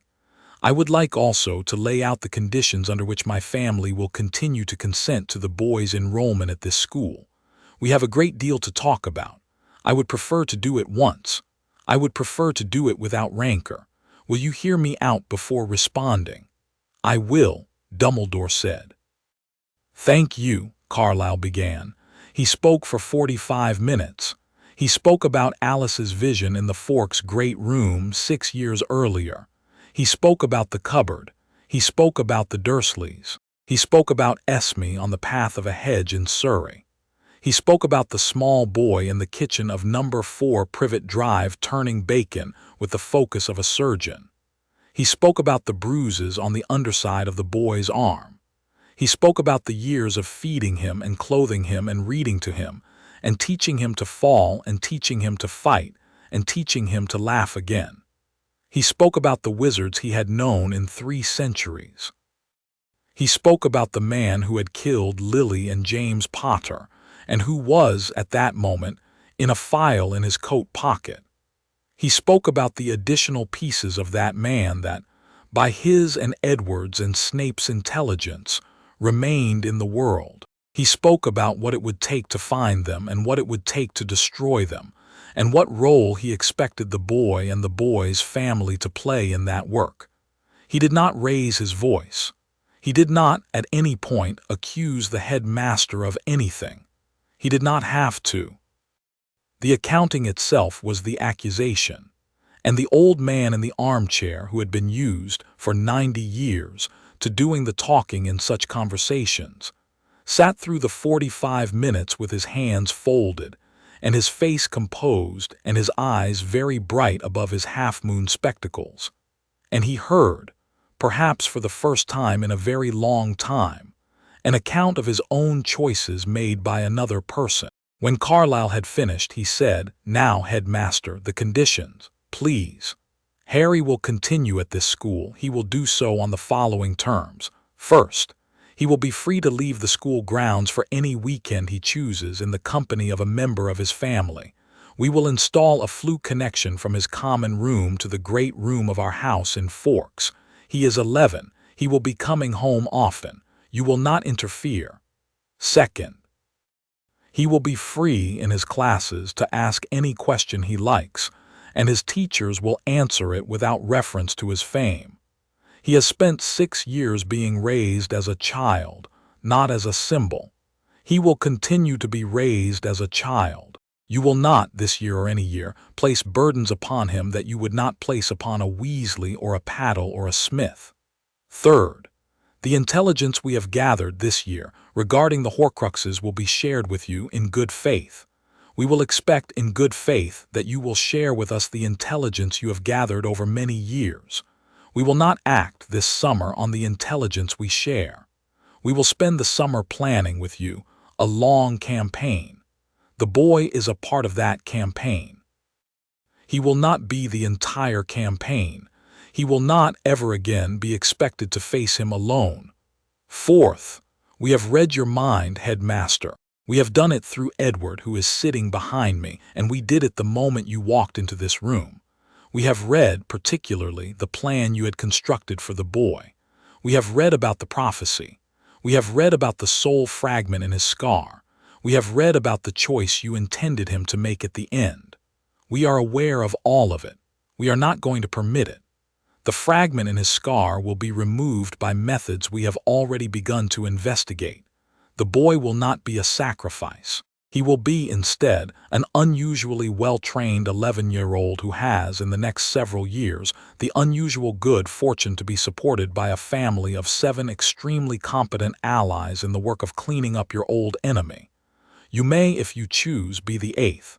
If you choose otherwise, we will continue without you. Fifth, there is a man in Azkaban named Sirius Black. He is innocent. We have this winter traced his case in detail. He was framed by a man named Peter Pettigrew, who was the actual secret keeper. Pettigrew is alive. He is, at the moment, living as a rat in the trunk of the second Weasley son. Edward read it from the rat's mind in Diagon Alley last summer when the Weasleys were buying school books. Pettigrew will be apprehended within the week. Black will be released. Black is Harry's godfather. He will, with our consent and his, be welcomed into our extended family. He will spend his summers with us in Forks. You will not, in the matter of his release, drag your feet. Carlisle paused. That, he said, is the substance of it. I am not asking, Headmaster. I am informing. There are not, I am sorry to say, many of these conditions on which I am willing to negotiate. There is one. The 5th, regarding Black, must be done with our cooperation rather than ours alone, because we do not have, in the British ministry, the credibility we have in our own country. We will need your help. We will be grateful for it. The other 4 are matters that we have already begun to act on in our own way, and will continue to act on whether or not you assent. There was a silence. Albus Dumbledore sat in his armchair with his hands folded in his lap, and he looked at the small boy in his mother's arms, and he was silent for a long time. When he spoke, his voice was quieter than it had been all evening. "Dr. Cullen," he said, "Mrs. Cullen, I am 99 years old. I am, this evening, 80 years older than I was when I made the first of the choices that led, by long degrees, to a small boy spending 6 years in a cupboard in Surrey. I have made a great many choices in those 80 years. I have made them, on the whole, with the best of intentions. I have not always made them with the best of judgment. I have known, for some time, that one of my recent choices, the choice to leave the boy with the Dursleys, was a mistake. I have not known until this evening the full shape of the mistake. I have been told this evening the full shape. I am very sorry, Mr. Potter. I am very, very sorry." Harry, in Esme's arms, said nothing. He was 11. He did not know what the right thing to say to the man who had put him in the cupboard was, and he was not, that night, going to pretend to. He only looked at Dumbledore over Esme's shoulder, and Dumbledore, after a moment, inclined his head. "I accept your conditions, Dr. Cullen," Dumbledore said. "All 5 of them. I will not pretend to be entirely happy about all of them. I have, however, lived long enough to know when a better plan than mine has been put in front of me. I have not in some years had occasion to feel grateful that another person had thought further ahead than I had. I find this evening that I am grateful. Thank you, Headmaster. There is one thing I would ask, not as a condition, as a request. Ask. I would like, when there is time and when the boy is willing, to know him a little, not as a symbol, not as a piece on a board, only as a young man who is the son of two people I loved very much, and of whom I would like, before I die, to be permitted to be a small part. If he is not willing, I will accept that. I will also continue, regardless, to do everything in my power to support him." Esme's hand had been on Harry's back. She tightened her grip very slightly. Harry lifted his head from her shoulder. "All right," he said. He looked at Dumbledore. He did not smile. He was 11. He was not yet ready that night to forgive, but he was old enough to know that doors did not have to be slammed to stay open. "All right, we can talk. Sometimes. I am not promising more than that yet. That is all I ask, Mr. Potter. Then we have an agreement. We have an agreement." The chamber was, after a moment, much less crowded. Snape went with McGonagall to take Quirrell to the hospital wing. Sprout and Flitwick, having peered around the corridor and then, with great dignity, gone back down it without asking any of the questions that would have been awkward for everyone, returned to their respective common rooms with a story that they would not, for many months, be permitted to tell anyone. Dumbledore went back to his office to write a small, careful letter, in his elegant hand, to Cornelius Fudge, that began Cornelius. "We have, in the matter of Sirius Black, made a small but consequential mistake." The Cullens, with Harry, walked back down the long sloping lawn under a sky that was, by then, full of stars. Emmett carried Harry on his shoulders for the last quarter of a mile, the way he had carried Harry on his shoulders for 5 years. Harry's cheek rested against Emmett's hair. He did not, that night, say much. He was very tired. In the small hotel 3 streets from the gate, the portkey to Quebec waited. They did not use it. They went instead to the 3 Broomsticks in Hogsmeade, which had been quietly opened up for them by a friend of Snape's, and they ate, Harry alone, a very large supper in front of a very large fire. Madame Rosmerta did not ask any questions.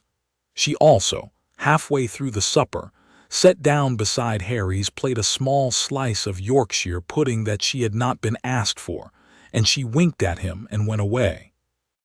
Harry slept that night in a small room above the 3 Broomsticks, in a great brass bed with Esme on one side and Alice on the other. He slept through the night. He did not dream. A week later, on a Thursday morning, Sirius Black walked out of the gates of Azkaban. He did so on the arm of 2 Aurors, who had come for him with a writ from the Wizengamot signed by Cornelius Fudge himself, and who had treated him, on the long boat trip from the island, with the careful courtesy of 2 men who had been told by their superiors that the wrong they were undoing was the worst wrong the ministry had committed in 50 years. He did not, on the boat, say much. He had not said much in 11 years. He had, in his animagus form, retained a great deal more of himself than any other inmate of Azkaban could have done. He was thin. He was hollow. He was alive. He came down the steps of the Ministry of Magic at noon on a Tuesday, in a clean black coat the Aurors had been thoughtful enough to provide, and he stopped on the bottom step because there were people waiting for him. There were 8 of them. He had been told in advance who they were. He had not in advance believed it. The small dark-haired boy at the front of them, with the green eyes and the wild hair and the lightning scar on his forehead, looked at him for a long moment.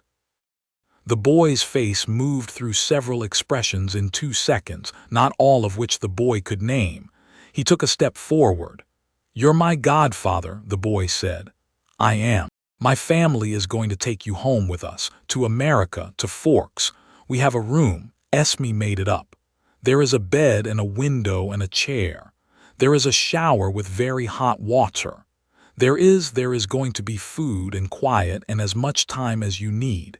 We have decided. I hope you will say yes." Sirius Black, who had spent 11 years in a stone cell with a creature on the other side of the door that fed on every good thought he had ever had, looked at the small boy who had Lily's eyes and James's chin, and he did not, for a moment, have anything to say. He went down to one knee on the bottom step of the ministry, in his clean black coat, in front of the entire family that had come halfway around the world to receive him. Harry, in the small, awkward way of an 11-year-old who had not been raised to hug strangers, came forward and put his arms around his godfather's neck. Sirius held on. He held on for a long time. The summer that followed was very long and very quiet. The Cullen house in Forks acquired in late June a new bedroom on the second floor. It was painted a deep sky blue because Sirius had asked for blue, and it had a single great window that opened onto the river. Sirius spent his first 3 weeks in it sleeping. He slept in the way people slept who had not slept properly in 11 years. Esme brought him meals. He ate them slowly. He gained weight. He came at the end of 3 weeks downstairs for the first time, and he sat on the porch with Harry, and they watched the river without speaking for an hour. It was Sirius who, on the 4th week, broke the silence. "You look just like your father, so I keep being told. Bar the eyes, you have your mother's eyes. So I keep being told." Sirius laughed. It was not a long laugh. It was not a strong laugh. But it was a laugh, and it was the first laugh he had laughed in 11 years. And Esme, at the kitchen window, set down the plate she was washing and pressed her hand, very lightly, against her mouth. The Quillut pack came to meet the new occupant of the Cullen house in the middle of July. Sam Uli came on his own this time, without an escort, and he came in human form. He sat on the porch with Sirius and Harry and Carlisle, and he listened to a brief, polite explanation of who Sirius Black was. He inclined his head. He looked at Sirius for a long moment. "You smell," he said, "of dog." Sirius blinked. "I am in fact partly a dog. I am an animagus. My form is a dog." "Ah," Sam said. He smiled. "Then we will, between us, get along." It was not perhaps the warmest welcome ever extended in the history of Forks. It was, however, the welcome Sirius needed, and the welcome the pack was capable of giving, and Sirius, who had spent 11 years in a stone cell and was not likely to be picky, accepted it with a small, pleased smile. There was a long, slow afternoon at the very end of August, when the light on the river had begun to take the gold of the coming autumn, and the family was gathered, in no particular order, on the back porch of the Cullen house. Carlisle was at the rail with Esme, his arm around her waist. Edward was at the piano in the front room, the great glass doors open, playing something that drifted out and laid itself down on the porch like a small, soft animal. Alice was on the porch swing with Jasper, her head on his shoulder, her bare feet drawn up under her. Emmett was in the meadow with a basketball, alone, attempting an impossible shot that he had been attempting all summer. Rosalie was reading a book with her sunglasses on and her hair down, and she was, approximately, 100% of the late summer aesthetic. Sirius was in the chair next to Harry, with a mug of tea that was no longer hot in his hands. Harry was on the porch step with his back against the post, with his stuffed wolf on his knees because he was 11 and he had decided this summer that he was no longer going to pretend to have outgrown it. Alice opened her eyes. She had for an hour been quiet on Jasper's shoulder. She lifted her head. She did not move. She only looked at the river. "There is a long road ahead of us," she said softly. "There are 6 more of him. I have seen them now. They are scattered. They are old. They are clever. The boy in the diary was the easiest. The others will be harder. There is one in a ring. There is one in a cup. There is one in a locket. There is one in a diadem in the school. There is one in a snake that does not yet exist." 5, Carlisle said. "You said 6. Alice was silent for a moment. "There is one," she said, "we will not have to look for. There is one inside the boy. We will get to it last." Harry, on the porch step, did not move. He had known. Snape had told him. Edward had read it from Dumbledore. The Sorting Hat had warned him on his first day at school that there was a sleeping piece of someone in his head who should not be there. He looked up at his family. There was no fear on any of their faces, only love. "All right," Harry said. "We will get to it last." "We will get to it last," Esme said. There was a long pause. Carlisle turned at the rail. He looked at his wife. He looked at his son in the porch chair. He looked at the small boy on the step. He looked at the meadow where his other son was attempting an impossible shot. He looked at the river in the gold of the late afternoon. He thought with a small, surprised smile that he had in 340 years never been quite so happy as he was at that moment. "We have time," he said. "We have, in fact, all the time in the world. We will do this carefully. We will do it together. We will do it, Harry, as a family." Edward played in the front room the small private theme he had written, in the autumn of Harry's first year in Forks, for a small frightened boy who had needed a song of his own. The notes drifted out of the great glass doors and laid themselves down on the porch like small soft animals. Alice closed her eyes again on Jasper's shoulder. Sirius set his cold mug of tea on the floor and reached over, in the long, hesitant way of a man relearning how to touch other people, and put his hand on the back of Harry's neck. Harry closed his eyes. He sat on the porch of the Cullen house in Forks, Washington, with his godfather's hand on his neck and his stuffed wolf on his knees and his mother and father at the porch rail, and his brothers and sisters in their late summer lives all around him.